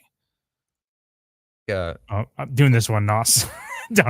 Yeah, well, dude, that's why I'm so big. I love it. I'm a 600-pound man with a micro penis. Everyone loves it. Let's do another segment here. Imagine everyone can close their eyes here and transformer like transition here. This is gonna be called Rest in Peace or Rest in Piss. And our first one up for the person that died. Chat, is it Rest in Peace or Rest in Piss for old Blood here? And Gator, I want to hear your thoughts on where you put this guy. Piss or peace? Peace. Rest in peace, Blood. Because, I mean, how many years has he had to just suck it up and work for people that he absolutely hates, that hate him, that he hates? I'm Team Green, so I like the High Towers. But, there's nothing worse than working for a boss that you absolutely hate. And he's kind of in a dead-end situation, There's not a lot of easy travel around this place. And he finally found an opportunity to make his life a little bit better. Somebody came over and offered him what I assume is a very large amount of money compared to what he would make as a regular common folk, right? Yeah. And yeah, so he kind of just took advantage of that situation, thought he was entering into an honest business transaction. Yeah, we saw the turmoil that he went through getting up there. He was dealing with this fucking clown, right? Trying to get up to the place. Like, dude, I thought you knew your way around this place, but I guess not. Like, I'm about to snap you like a pencil. I would, except then I'd get caught. They finally make it up to the room, and Blood's like, where's Eamon? We need a son. And fucking Cheese is up there. Look who I found. I found the woman. It's like, dude. Did you not hear the instructions, you fucking retard? Right. So he just tried to do his best. And then, by the way, when his bosses found him, he's like, oh, God damn it, guys. I was just trying to make my life a little bit better. You know, I have a loving wife at home and children. I'm all they got in their lives. I'll tell you right off the hop. If Daemon Targaryen hired me, I'll give you any information you need as long as you spare me, and me and my family will go in peace. And then they just beat him over the head and kill him. No, rest in peace, Blood. Yeah. Well, I don't know. Because why would you rat your... I guess if he didn't rat out, he wouldn't have killed all those people, right? If he didn't rat out, then what? The rat catcher, all those people wouldn't have died, right? So he has even more blood on his hands. Oh, okay. Bullshit. Right. He would have. Like, if he would have said, I don't know, they would have tortured him, but, like, you know, who cares? You know, he's just going to die a more painful death. Blood at least did take it like a champ, though, right? He wasn't groveling like, please don't kill me. I'll do anything. Oh, please pull out your sunfire between your legs and I'll suck the flames out of it. It's like, dude. Right. Yeah, at least he didn't grovel like that, right? He just like, okay, I understand. Like, I just cut that off your son. This is I got it coming, right? This is the risk I took. I like that he went that way out. And yeah, like you said, he definitely was dealing with a lot of stress going up there with Cheese, like the idiot, just like, this curve's just like my cock. And he's like, dude, enough with the cock references. We get it. Have you seen my dog, Blood? Have you seen him? It's like, I'm about to kill that fucking dog if you quit talking about him. So yeah, right. I think Blood's rest in peace. All right, we're closing the poll here. We have with 72%. He's resting in piss. So rest in piss, Blood. We got a couple super chats here while I get the next poll ready here. Hey, hold on, I'm scrolling down. Okay, we got Jasmine Raditz, power level 1200. They also said that Maelor was coming too, but he hasn't been born yet. Apparently this timeline is different. Really? Did they say that? That's interesting. I must have missed that. I'm not sure if that's the line in there or not. Do you think Aegon, starts trying to have another because he doesn't have any male heirs anymore? Does he? Like, I think. What do you think? Yeah. Everyone else is boning around here. Why don't we try it out every once in a while? I think so. I think he'd be stupid not to, actually. Maybe that's what he was going to say to her when they passed on the stairs in that moment, And he's just like, going to say like, hey, let's do this. And maybe he just thought, maybe not the right time. Or maybe he just looked at her and was kind of like, oh, I forgot what I'm dealing with here. You think what I'm thinking? Yeah, exactly. Just gives her a wink. She doesn't respond because she's, Remember, you got to go into this mode. Yeah, right. Yeah, you got to start snapping. Get her attention. Yeah, you got it. All right, I got it. Yep, Metal Mailman says, Ryan saying we shoot root for B and C. Blood and Cheese means rest and piss. Normal people shouldn't defend these dorks. Come on, man. Have an open mind. Have an open mind. Yeah, you got to deal with the hypotheticals because we're going to go with the next one here. We just did Blood. Let's go Cheese. Rest in peace or rest in piss. I think this one's easy for me. I'm going piss right away. Kicks his dog. I'm not a big dog lover like you are, person who thinks that this guy probably should have just had a capital punishment for just. You have two dogs. Period. I do have two dogs. I love my dogs, but like I'm not gonna just because he kicks his dog. You don't know if this dog's a piece of shit, But I will say the dog, may he rest in peace, even though he's probably gonna die here soon because he's in King's Landing all alone. But rest in piss, Cheese. But the dog, I'm a fan of the dog. What do you call it? Cheese dog? Cheese dog? Cheese dog? Yeah, probably cheese dog. But chili cheese dog. Yeah, not a chili, but he looks to you like he's decent temperature. But Cheese dog, I think, rest in peace for sure. Cheese, absolutely rest in piss. It's like everything the same as Blood, basically, except we know that he was only after this because of gambling debts. He's just an irresponsible piece of shit. Listen, he's going after the Greens, and he's not even following the mission. Listen, the one guy who I'm okay with dying on Team Green is the cringe Lord Homelander mommy boy, Milkman, the milkmaid. Aemon, Cringe Eye One Lord. It's It's like, dude, that guy needs to go. If anybody on Team Green needs to go, he's a loose cannon. He's doing everything bad for everybody. And Cheese couldn't even keep his mind straight. He speaks autism because, he just looks right into Helena's eyes. He knows exactly what she's thinking. It's like, oh yeah, I know which kid is which. I mean, I guess I kind of commend him for, not wanting to go and check for the dick on a child. But besides that, nah, rest in piss, my guy. Yeah, I think it was a pretty easy one. Rest in piss for Cheese. And yeah, that dog, it was kind of, it's funny. People are like, why is the dog sad for the owner who kicked him? It's like, well, the dog, the dog doesn't know like that's inappropriate to do in today's culture. He's literally just a dog. It's an animal. Like, chill out, people. But I am a big dog person, man. Absolutely. You are. I know. I am. I know. Dude. No. If you hurt a dog, same punishment as if you hurt a human. No joke. All right. Let's close this poll out. 84%. Yeah, way more on that one.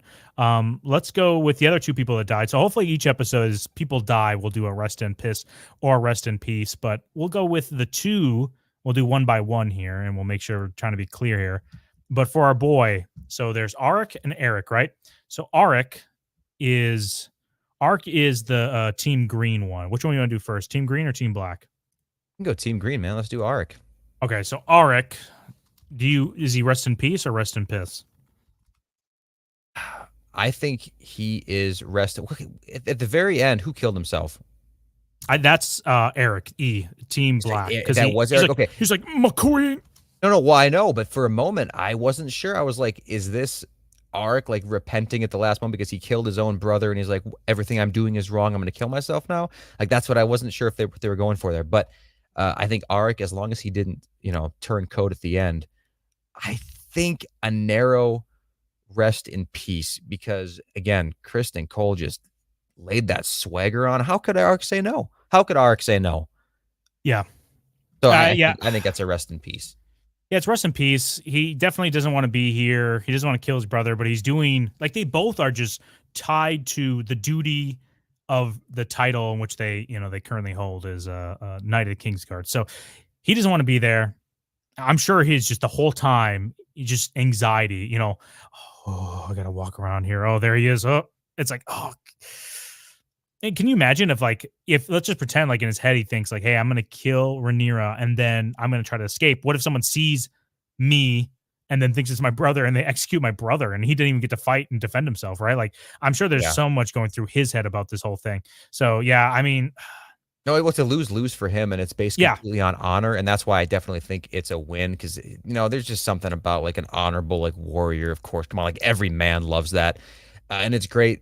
Eric, it doesn't have quite the same level of honor to him, so it's like, just if I can compare the two of them, that's kind of why I think definitely rest in peace, Arik, because if from the perspective of King's Landing, right, unless you are so dead set convinced that King V really didn't change his mind at the end, and you think that the Hightowers are all completely lying, like, I get if you think it's suspicious maybe, but unless it's confirmed or you have convinced yourself that the Hightowers are absolutely lying and Rhaenyra is still the rightful heir, blah, blah, blah, you have no reason to turn coat. And I don't think that Eric was in that camp. Like, I don't think he really thinks that the Hightowers were for sure lying. I think he just thinks, no, like, whichever oath I swore first is basically the one I'm going to stick with the rest of my life, even if circumstances change. That's why I think Eric's cringe lord. Yeah, I think who's his name? Arik, definitely rest in peace. And I feel like, do we say Arik, the one we're voting on right now is Team Green, right? So I'll just do the next one right now is Eric does he rest in piss or peace right now? And before we vote on that, I really wish we would have gotten like which one's which. Oh, I know. I thought we were somehow separate, and they're like, we always like that hypothetical where like two people. Which one do I shoot? Someone has a gun. It's like, which one do I? Quick, tell me something that I would only know that the real one would know. And it's like, Yep, and then as soon as they reveal it, the no hesitation, just going and shooting the other one or whatever, even though they probably did a little Uno reverse action. But no, as soon as Rhaenyra called that other Kingsguard into the room, I absolutely thought that was going to be the situation. Like, they'd both mortally wound themselves and they're both on the ground, barely able to move. You know what I mean? It's like, yeah, right. Don't kill me, I'm Eric. It's like, no, I'm Eric. It's like, no. It's like, yeah, that would have been great. Real quick, Boosh says Eric versus Arik better than the Clegane Bowl, dude. 100%. Yeah, Oh yeah, like not even close, not even kind of close. Clegane Bowl was a disaster. And also Arik, real quick before we go into Eric here, who we made the poll for Team Black's version. If Arik is successful, he saves how many lives, right? If when, and I'd say Eric, the Team Black one, is successful because he defends Rhaenyra from death. Mm-hmm. He basically is now blood's on his hands for anything that's going forward, right? Like, because he stopped him. So, yeah, that's why I say rest in peace, Arik. You could have saved, or rest in peace, yeah, Arik, Team Green's version, because you could have saved so many lives. But no, you didn't. Yep. You didn't. Weren't able to be successful enough. You didn't put your heart in the cards. So Peace and piss. Yeah, Arik could have ended the war. Yeah, absolutely. He's just Team Black is full of. Well, Arik, yeah, Arik could have done it, whatever, right there. But I mean, so could Eric, though. At the same time, Eric could turncoat and just slice Rhaenyra's throat whenever he wanted to. Team Black just sucks. T. Butler says suicide is a sin against the Lord and Savior Jesus Christ, though. So Eric in piss. Yep. Yeah, I wonder what the 7 in this faith thinks about suicide. I'm pretty sure it closely aligns with, the Christian worldview. So, yeah, you're right.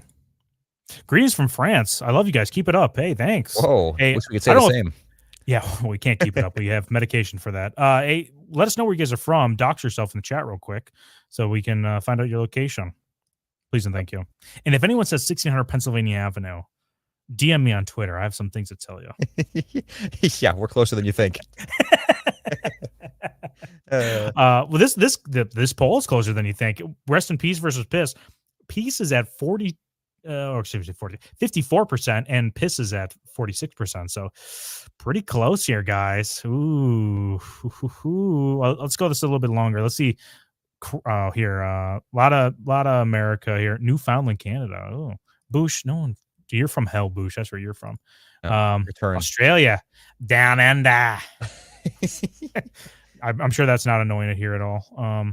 Texas, Oregon, Toronto. You're from Mexico, you loser. Shut the fuck up, this guy. Oh my, that's so cringe. So cringe. Sweden.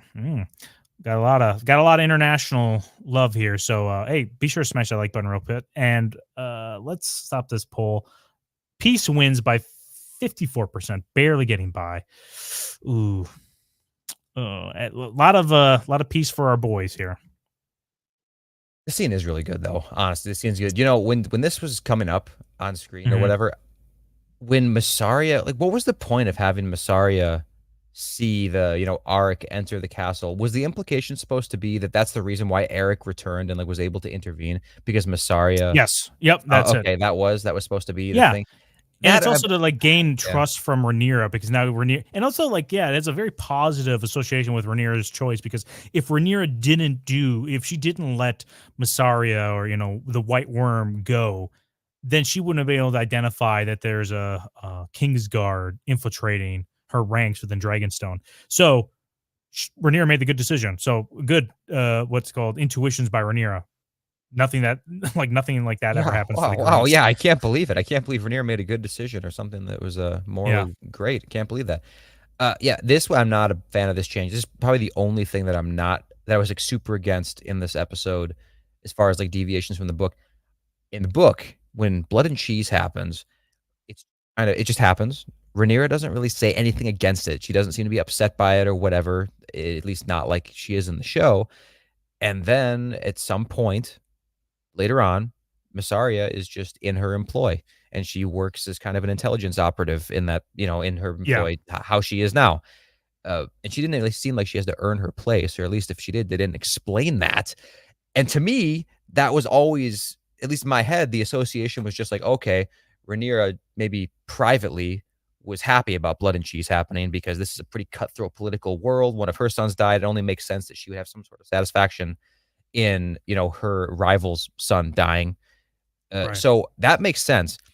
But this whole thing, I don't know, it just felt a little bit forced. And this is what I was concerned with too, when the Cargill thing was going to come up. I really like in the book how the Cargill twins, after he infiltrates Dragonstone, they just kind of meet by happenstance. Like, they go out of their way. They describe that. They just happen to meet. It's completely coincidental. And I mean, it's not like it's the size of a continent. It makes sense that they maybe would run into each other. Yeah. And it's not like it's that contrived. If he had not run into Eric right at that moment, it isn't a guarantee that he would have killed Rhaenyra. So without the White Worm, intervening. So that's why I was a little bit against that. But do you wish they would have had like a situation where Arik is walking down a flight of stairs and all of a sudden Eric sees him and then he immediately tries to pretend to be his mirror image? And dude, exactly. I move my right hand. On the stairs. Why would they hand. do it on the stairs? It's like a horrible place for that to happen. I know. Well, that's where it happens in the books. It's on, I think, a stairs. I think that's where they meet. But, or I guess something tells me the mirror image one-man show isn't going to work out super well. On a flight of stairs, they're uneven plane. Yeah, right. I'm going to shoot it myself right now. It'll work I want it to happen. I'll text George. I'll tell him to put that idea until later work. Juby, $5 or $5. Is that Australian? Arik was who won? Arik was who won, wasn't he? Eric was injured on his knee at the start of the fight, and the one with the injured knee was who killed first. Oh, dude, when he grabs that little slit and he like pulls on that, it's a great visceral fight that we see of these two. Of I love you, my brother. Here. I know. Oh, dude, it was great. It's funny that this is the same series that did Blood and Cheese so poorly that they will do this scene so well. So yeah, I like this episode a lot more. Things are moving forward. In the last episode, it felt like it was more of a catch up of where everyone's at and just kind of reestablishing everyone's kind of interactions or their relationships with one another. This, we actually get to see it, people making decisions, and then the aftermath of Blood and Cheese, which is someone I think said it. I think Thomas said it earlier. I don't know if I started. Yeah, I did. Way earlier I started. Yeah, Blood and Cheese aftermath, the episode hit me harder than Blood and Cheese itself. Yeah, seeing everyone's reactions, how they're, taking this whole situation, what they're going to do moving forward, way more interesting than Blood and Cheese. And it could have been, Blood and Cheese could have been just as interesting as the reaction too, but they just messed it up. So, I was thinking about this. Would you have rather not seen any Blood and Cheese at all? Like, would you have rather not even like literally? Okay, as in we know it happened, but we didn't see basically anything. Like, let's pretend Massaria stayed in King's Landing like how it was in the book. And then it basically handles itself exactly like the book did, where Daemon is somewhere else and he sends a letter to Dragonstone. I don't know if it's a spoiler or not, so I'm not going to say where he is. But he sends a raven to Dragonstone, and the raven the letter just says, eye for an eye, son for a son. And then we have Massaria receive a message of some kind, and then we hear about the incident. Would that have been better than getting what we got? I would have been so mad, though. It's like, you could have shown this, because it was there's only a few scenes we really get like dialogue and really fleshed out within Fire and Blood. Blood and Cheese is one of them. So for them not to do that, that's where it's same with with Christian Cole being the Kingmaker, right? He's not just called the Kingmaker without any sort of context or quote or any sort of action around him. That's why I liked us finally seeing, I would have liked to see that. And that's the reason why I would like to see Blood and Cheese, and why I like to see, the Farewell, My Brother. All of these are great. And we have even more hopefully coming up that we can hopefully, see. So yes, I would like to see it, but because we got it so badly, it's like, ugh. Oh yeah. Hey, listen, if there's anybody watching right now from the UK, what's wrong with you guys? What is wrong with you? There's some kind of stigma in the UK. I've been seeing this all over, like in our comment section, especially. Who's in the chat? Let us know if you're in the UK right now. But go ahead. Yeah, let us know if you're in the UK. Like, oh no, we can't show any children having damage done to their bodies on the telly. It's like, why? Why can't you? I don't know what this is. You traumatize a child having a knife up to its throat. Yeah. It's like, that's what it is. It's like the actors are being traumatized. Like, it's a fake knife, dude. And the environment on set before and after they're filming doesn't have to be some kind of deep, dark, disturbing. Like, this isn't method acting. You're just quick filming a scene. They get a piece of cake right afterward. Who cares? Yeah, it's not like they have like someone's head filled, like a little model version of someone's head, and then it blows up in front of them, and they have to react to that. Like, yeah, that can be kind of traumatizing if it looks lifelike. Someone's head is blown up, or something else similar to that. So yeah, they play like a strobe light, the super loud music, and over what I'm blocking all the British in the chat. Oh, dude, yeah, I was gonna say the French, but yeah, let's get the British out of here first. Metal Mailman says he kinslayed, then committed suicide and kept the war going. Cool dude, but he died mega cringe. Yeah, absolutely, no doubt. He died mega cringe. Yeah. Real quick, hey, still have a lot of people here in the chat. Thank you so much. Smash the like button. Also, we just released we're starting a clips channel, because if you do on YouTube, you have shorts. You get a bunch of shorts subscribers, and it kind of wrecks your videos in the algorithm. So I'm gonna replace it as the pinned comment here. We have a new channel, just going to be clips from our live streams, from We our have a new channel, videos. guys. Yeah, new channel. Who would have thought? We've never done this before. So if you go over and sub over there, we'll have our clips. And I also ask if you guys have favorite clips from one of our videos. If you do the YouTube feature of clipping it, we can see that on our end, and we'll go back and make a clip of it. And we'll hopefully, if you guys are doing it and we can see who actually did it and it's public, we'll what's it called? Give you credit in the description of that short. So put your little @ sign there and say thanks for clipping this out. But yeah, our new channel, Alt Right X, as everyone wants it to be. Oh, IJP, that's so cute. Again for the second time. The second time. Yeah, right. Oop. Yeah. Again, Gotta for the hide second you, time. Copo. Can't show your comment. Yeah, no, get that guy out of here. I'm trying to think of who else we really didn't talk about. You know, well, real quick, we didn't talk much about the White Worm here, but she has this kind of monologue about, oh, men don't want me in power. I always hated this. We get this from Rhaenys in season 1 as well. It doesn't matter if you're a male or female. Why do they have to make it such a sexist thing where it's like, if I was a man, they wouldn't care. It's like, no, as soon as you're no longer useful, they're going to take you out. If the White Worm was as loyal to the Greens as Larys was showing himself, they wouldn't have done that to her. The reason why they took her out is because she is a competitive force of, networking of spies with connections to the enemy. That's the reason they took you out. They didn't take you out because you have a uterus between your legs, you dumbass. Yeah, well, I guess add that to the list then. Just Hey, stupidity. Do you see this? Yeah, well, we'll get to it. Chill out, Mike. I got it here. Yeah, we're saving the worst for last. No. Yeah, Miss Arya sucks. She really does. It's just bad changes to her in the show. Yeah, no, I just don't like that justification where it's like, oh, they don't like me because I'm a woman. Same with Rhaenys. It's like, yeah, people didn't want you because if Rhaenys gets put into a position of power over King V, right, Viserys, then all of like the line of succession is going to be called into question too, right? Like everyone's going to go like, hey, what can women inherit things over men? And then it's like, damn, I really had everything set up for my son to take over. Or even me, I have an older sister. Will that line of succession, be called into question? So Yeah, it's very oversimple because, yeah, go ahead.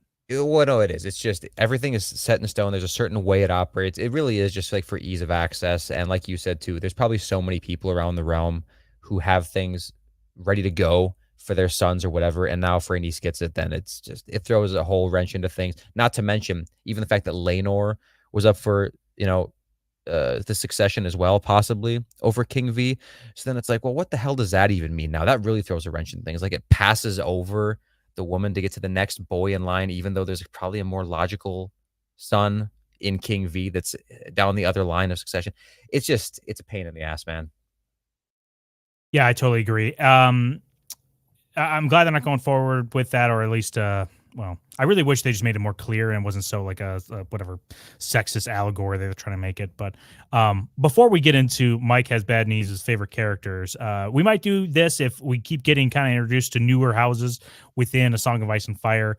But we're not going to talk about these guys anymore. But we might do like a segment called House Breakdown. And for this week, it's House Cargill. This is literally basically all they have about their house right here. Yep. What does everyone think about this sigil here?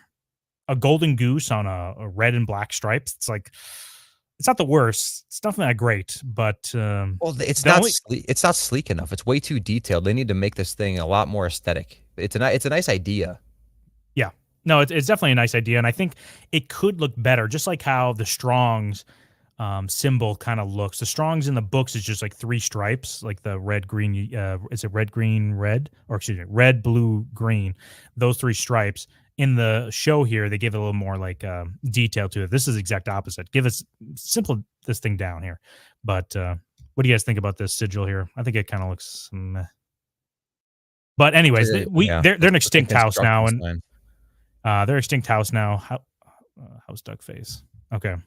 Let's get into the new characters we get to see this week. So one of the new ones we get to see, which will, this is not a big spoiler here. We're just gonna get more to see of this guy. He's not just like some guy passing by, but Ulf the White or Ulf the I don't know what they're gonna. He has a bunch of nicknames, but yeah, we just get to see a quick little cameo. He's admiring the work of King Aegon on the streets. Like, yeah, I never liked that rat catcher, anyways.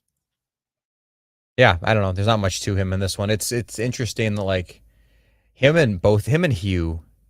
I guess Hugh is definitely better now because they've returned to him now, and we get to see this little tiny bit more development with him.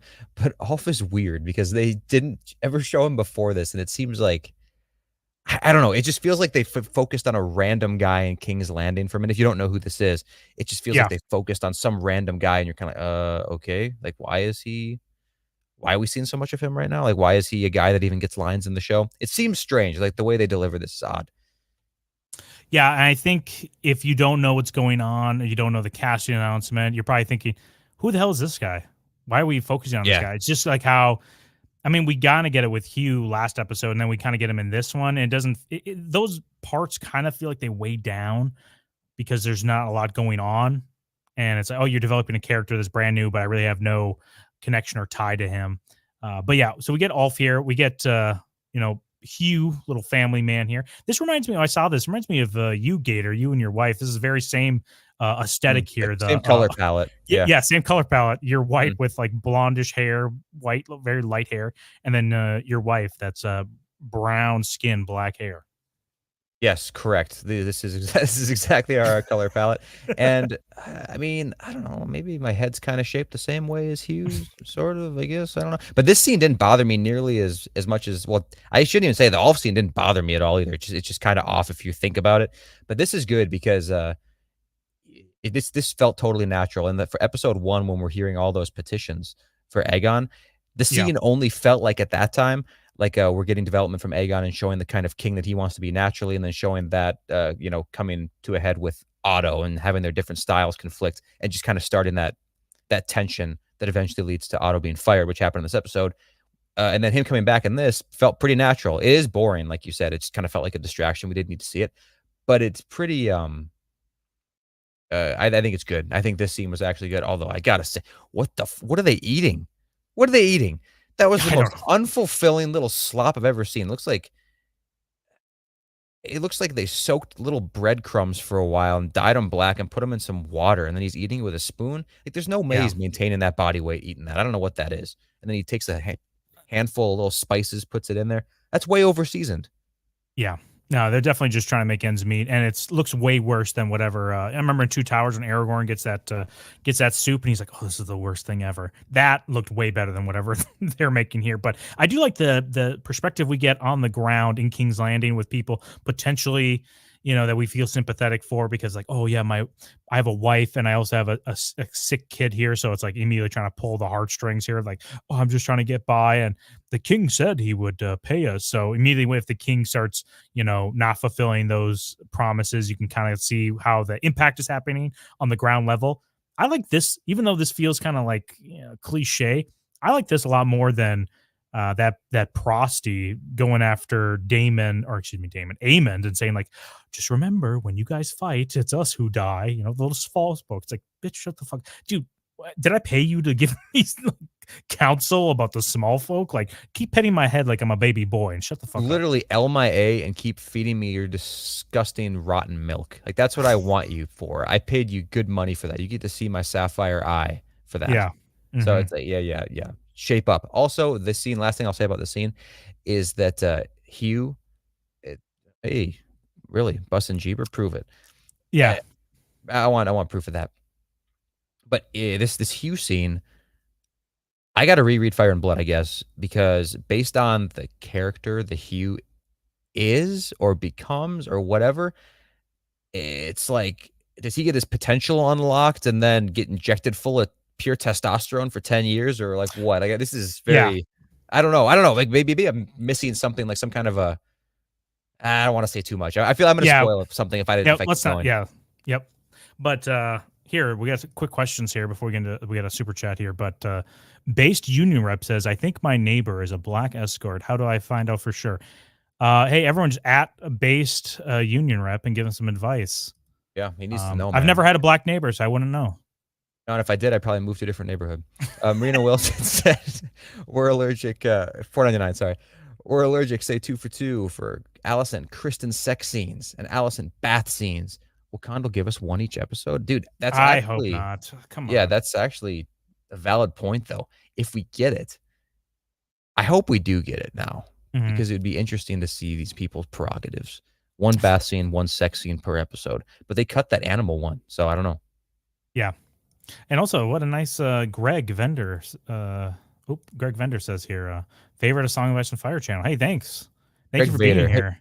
Tell us how you really feel now. Hey, dude, is that guts on your thing, man? Dude, so badass. It sucks that Berserk 98 was it? Dude, you got to watch Berserk from the 90s, man. All right, let's go into a better topic that I'm sure I'm going to be way more into. Alan and Adam of Hull here. They're finally meeting up, brothers who I don't want to go into spoilers at all, but yeah, they definitely play a part right later on because there's so much focus on them. Oh yeah, yeah, we definitely get to see with we get to see like how they are interacting with one another, kind of like a loving brother relationship. There's not a weird, estranged. What'd you think of this? And we didn't get to see your boy, the brick house with his shirt off yet, so we'll see here. There's some shots in this where he looks straight up fucking fat. Oh yeah, he just looks fat in some good. scenes. I should have sent you a screenshot. You could have used it, but this is weird. Do these guys even look like brothers? They don't look like brothers at all. The faces don't look the same. The bodies sure as shit don't look the same. And based on which one of these two, see, is that even a spoiler? Based on the one of these two that has the high. Go ahead. What? I'll just do this. We're going to go into spoilers here real quick. All right. I do want to talk about this. So spoiler alert. We're not breaking anything here, right, guys? It's going to be very minor spoilers that you'll get. We're not going to. These are going to be like, maybe spoilers too. It's not even distinct spoilers. But like, okay, Alan on the right, Alan. Yeah, I almost said his little name there. He eventually goes by the name Oakenfist. Whatever. We've said it before. Oakenfist. He is the more prominent of the two brothers. It's to me, this like defies normal Hollywood behavior to have the main guy look like that. You know what I'm saying? I dig it. I dig that he's embracing the bald. I dig that he's got the waistline we wish Rhaenyra had. But it just seems kind of strange, right? Like, doesn't it look like the guy on the left is more main character syndrome than Alan? Adam versus Alan. Yeah, no, I totally agree. But I think, because we're going to spoilers here, I think they're going to split the baby on this. I think they're not going to have it be, because there's always a rumor of like, hey, are these the children of Laenor or Corlys? Because this other one just looks nothing like, he looks kind of like more like Laenor than he does like, it feels like Adam looks more like Laenor, right? Than he does Corlys. They could, though, like, it's still the same father, so Corlys could definitely make a kid that looks, similar to one of his other sons with a different woman. But there's no fucking question that these kids, Laenor was light-skinned, man. He was light-skinned. He's not giving birth to, two Nigerian twins that you're going to pay to beat you up in the middle of the night. Like, that's not going to happen. Look at these two. This is Driftmark country. Right. But the thing is that Corlys can't have a son who has the ability to bomb the dragon. That makes no sense at all, right? So it can't be like, it doesn't. I don't know how he's able to bomb the dragon because he's going to get sea smoke, right? How does he get sea smoke and be Corlys' son? Because Corlys doesn't have Targaryen blood in him. They're Laenor's adopted kids. There you go. Yep, that's all it takes. We got him.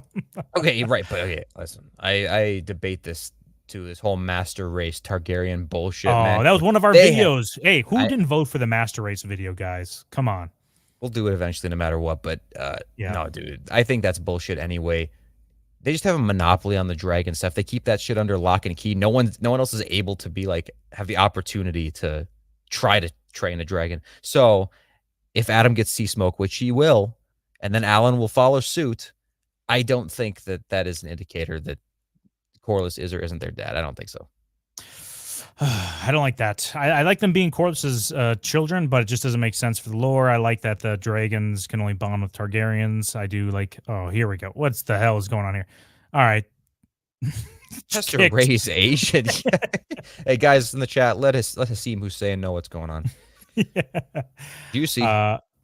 Okay, I don't think Corlys does. I know a lot of Targaryens have Valyrian blood, but I don't think it's really the reverse. I have to double check, and if it is, it's very, very, it's been tainted. There's not a lot of incest either going on, and that's the whole reason why I think there's so much incest going on in Targaryens, because they're afraid if they dilute their blood, they'll start losing that bond with the dragons that they've kept so pure so often. Also, you're able to like really, centralize the power structure in Westeros if you're able to keep the amount of of dragons under control into one house versus giving basically a house a dragon and then keep going from there, you know? Well, right, yeah, exactly. But I still don't think that you need to have Targaryen blood to be this. I mean, why not just Valyrian blood? Why couldn't that just be the answer to dragons? Because the Targaryens were not the only people that had dragons. Like in Valyria, Targaryens were a minor house in old Valyria. Well, they're not a minor, but they're definitely like a middle of the ground. They weren't a low you're right. house. The Velaryons were a minor house, but they're still all Valyrian. True, but yeah, I mean, as Vaemond, the most base guy in season 1 of House of the Dragon, stated, they conquered the sky, we conquered the sea. And he sounds like Michael Caine in my head now too. So just let you know. I noticed that. Just start going British and immediately go to Michael Caine. So, is there anything else you want to talk about here? Because I'm looking at my stuff here. I'm trying to think with these two. Hold on. I feel like there was something I wanted to say about these guys before we even started this. Oh, see, listen, dude, this guy's kind of beautiful. Look at that neck. He's got a thick ass neck, man. You know what someone said here? Adam's another twink. That should have been our twink of the week. Twink of the week, another segment, right? Yeah, but it's Adam. No, it's not Adam. It's Aemond. Adam's not a twink? Well, he is, but Aemond is absolutely twink of the week. I doubt we're going to get any other nude Aemond shots. He's definitely twink of the week. Oh, speaking of, if you want to talk about just other things before we end this, I do want to briefly bring up Aemond and why I really don't like that they're doing this weird brothel mommy milk thing, because at some point later on in the Dance of Dragons here, and it might even be this season that we see it, spoiler alert again, Aemond goes to Harrenhal thinking that he's going to basically get the jump on Daemon and kill Daemon because they're, those two are after each other's assholes the whole war. But it turns out that Daemon, thought one step ahead, and while Aemond and Kristen Cole were going down there, they swooped around, they went around back, took him from behind, and sat the Iron Throne, and Rhaenyra's putting a huge dent in that Iron Throne. And while Aemond is shacked up in Harrenhal, there's this lady there named Alice Rivers, and she's a bastard, and she might be related to the Strong. She might not be related to the Strong. She might be like 40 years old. She might be like 100 years old. They don't really know. But she's definitely older. She's like middle-aged at the youngest. And for some reason, Aemond gets this like infatuation with her. And so that is absolutely, I mean, there's no doubt in my mind. That is why they're doing this. They're trying to like build it up to be like, see, Aemond is just into older women, which I hate, because in the book, Alice Rivers has this like magical quality about her. There's like mystery surrounding her. Like, is she like a sorceress or something like that? And I'm not saying I need to see magic, but even if she's just kind of a mysterious enigma figure, and if for some reason Aemond is just uniquely taken with her, I think that's just more interesting. Because you know what? I'll tell you what's not interesting in general. Some dude in his mid-20s who wants to, poke 45-year-old women. Like, that's just not interesting. So. Oh, really? Yeah. Oh, yeah. Spoiler. Sorry. Was that a... Well, I mean, if it is a 40-year-old woman, I want her to be some person that would actually tempt a young boy in, versus just being like the prostitute we see in this episode, who could just been like anybody's mom, basically. That's what I mean. Like, make her a specimen in some way. Yes. Magical, non-magical, physical only. Don't make it just a thing that he'll do, because then what? There's no like nothing special to her. She's going to be like some whore to hang on his arm. Yeah, that's make her. What's the actress's name from Modern Family? Sophia, whatever.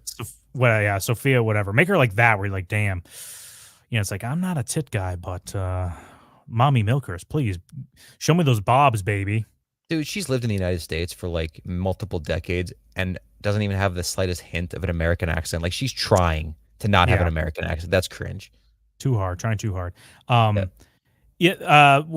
between our last video and this one, I don't have any slides for it, but we did get some announcements for the Dunk and Egg series, right? We got all casting for it. I'm pretty excited because I think they start filming here soon, or at least starting little bits of it. So hopefully next year we'll have a whole nother season to react to as well here. But yeah, I'm all the casting looks good. I don't know a lot of these actors, but one of them was from. Did you watch True Detective season 4? Yeah. It's not good. It's not good, guys. If you want your balls flattened at a rate in which you'd be surprised that Guinness World Records is not right there watching. Watch season 4 of True Detective. It's horrific.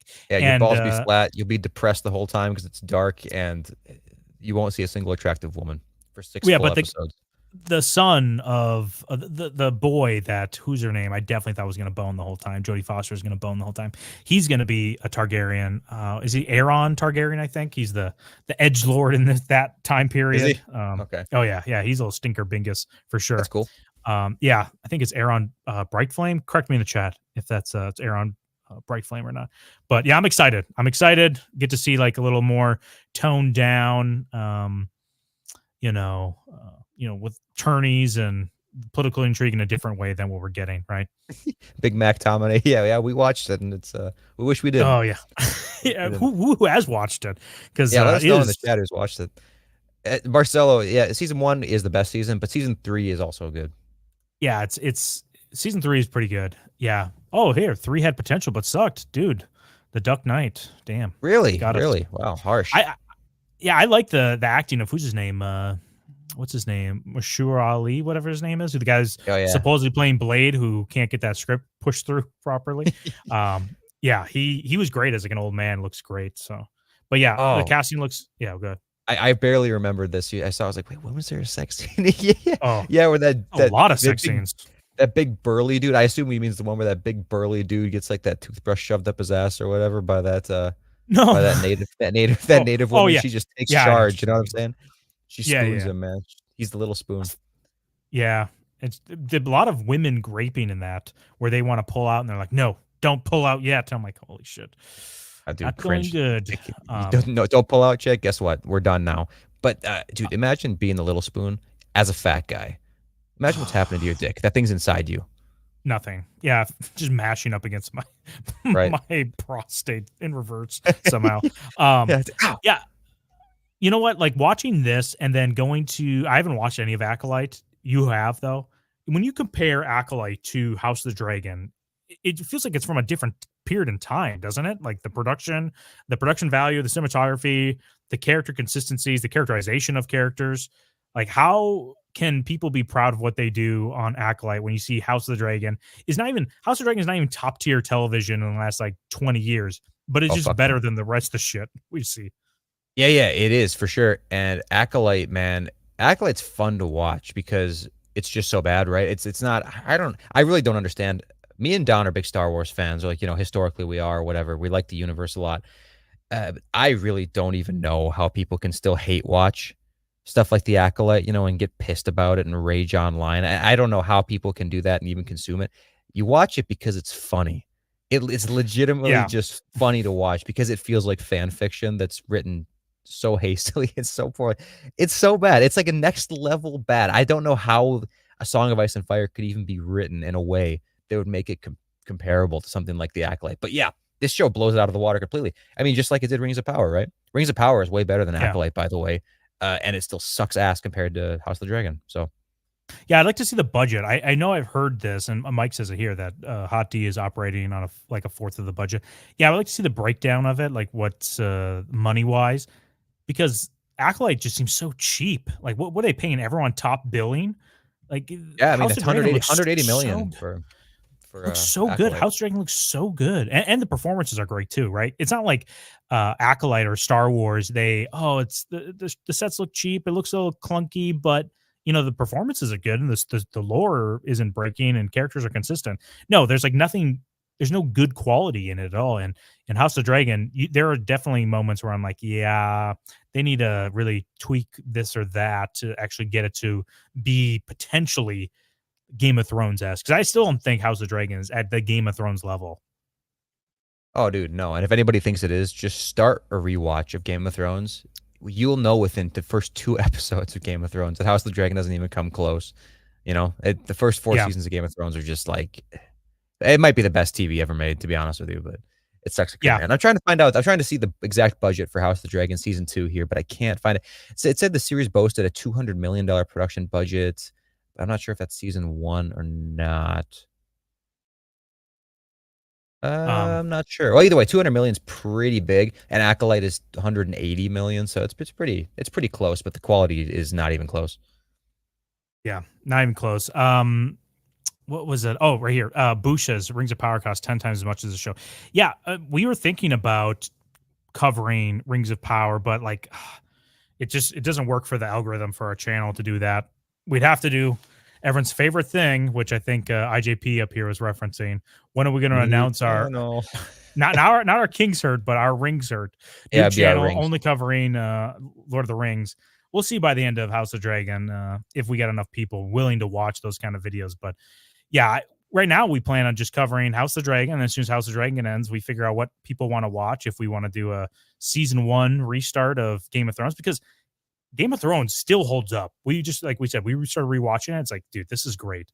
Again, there's things in the books that they should have just kind of kept there. Season 1's pretty close to a Game of Thrones book. But, as we get into, Storm of Swords, Clash of Kings, all those, they just start diluting it and it just becomes less and less quality. It's just so unfortunate. Because yeah, go ahead. I see Bresboy right here. I see his last comment. I'm not even going to click this comment, Bresboy. You better send that in super chat form. I won't even acknowledge that comment. No way. We want alt right here. I'll all right next. Yeah, just start real quick. Okay. Oh my goodness. Yeah, no, we're not reading that. Cringe take, Bresboy. Yeah. Game of Thrones rewatch. Yeah. Yeah, we'll either do that. We'll probably do that or here we go. Let's start a Craster channel. Just Craster. Yeah. What's funny is like how many people just get so triggered by like, are you serious? You're saying Craster is a good dad? What the hell's wrong with you? Don't you know this is real life and their peoples are affected by these characters? It's like, dude, it's a fantasy show. It's make believe. Like, chill out. You can have fun. I'm not saying that the universe has to be stupid and not taken seriously, because I have that issue with like Star Wars. Like, hey, the content itself should be consistent and taken seriously. But when I cover it, or me and you cover it, we can have fun with it. Yeah, I don't want to talk about like dicks and anuses and whatever else. This chat is basically already alt-right X. Like, dude, that's how we want it too. We were so concerned about that. Not actually alt-right X, but we were concerned about it making this channel. Let's be real with you guys. The vast majority of the House or Song of Ice and Fire community is so cringe, dude. They're so unbearably cringe, and that goes for content creators and the communities. So it's like kind of daunting of like, dude, is anybody even going to watch our style content, or is anybody even going to be able to hang? But hey, so far so good, Tell your kids, tell your wife, spread the word. Anybody who like-minded. What does Nosferatu say here? Wait, why do you know about that hole? why do you know about that hole, Nosferatu? He knows our lore too much. I'm sure we brought it up on a weird live stream. You know how many times I've pissed in that hole as a kid, man? So many times. I pissed on that hole. I put toads down there too, man. Put toads down the hole, piss in the hole, in that order. Yeah. Good job. Hey, well, real quick, we're gonna make this quick little outro here, but thank you for being here. Smash that like button. Subscribe if you guys haven't. If you haven't subscribed, like, what the hell's wrong with you? You want to see more of our content, subscribe. And also, we have a pinned comment of our new clips channel. Clip out your favorite segment. We'll be sure to credit you for that clip, but thank you all for being here. We'll see you guys next Monday. And be sure to vote on all of our stuff and engage with our content, because it makes our boners go inside ourselves, right? I mean, that's the only way ours can go. Yeah. So I mean, it's the only way we can get any blood flow. Yeah. All right. Well, do you want to say that little favor? No. Go to hell.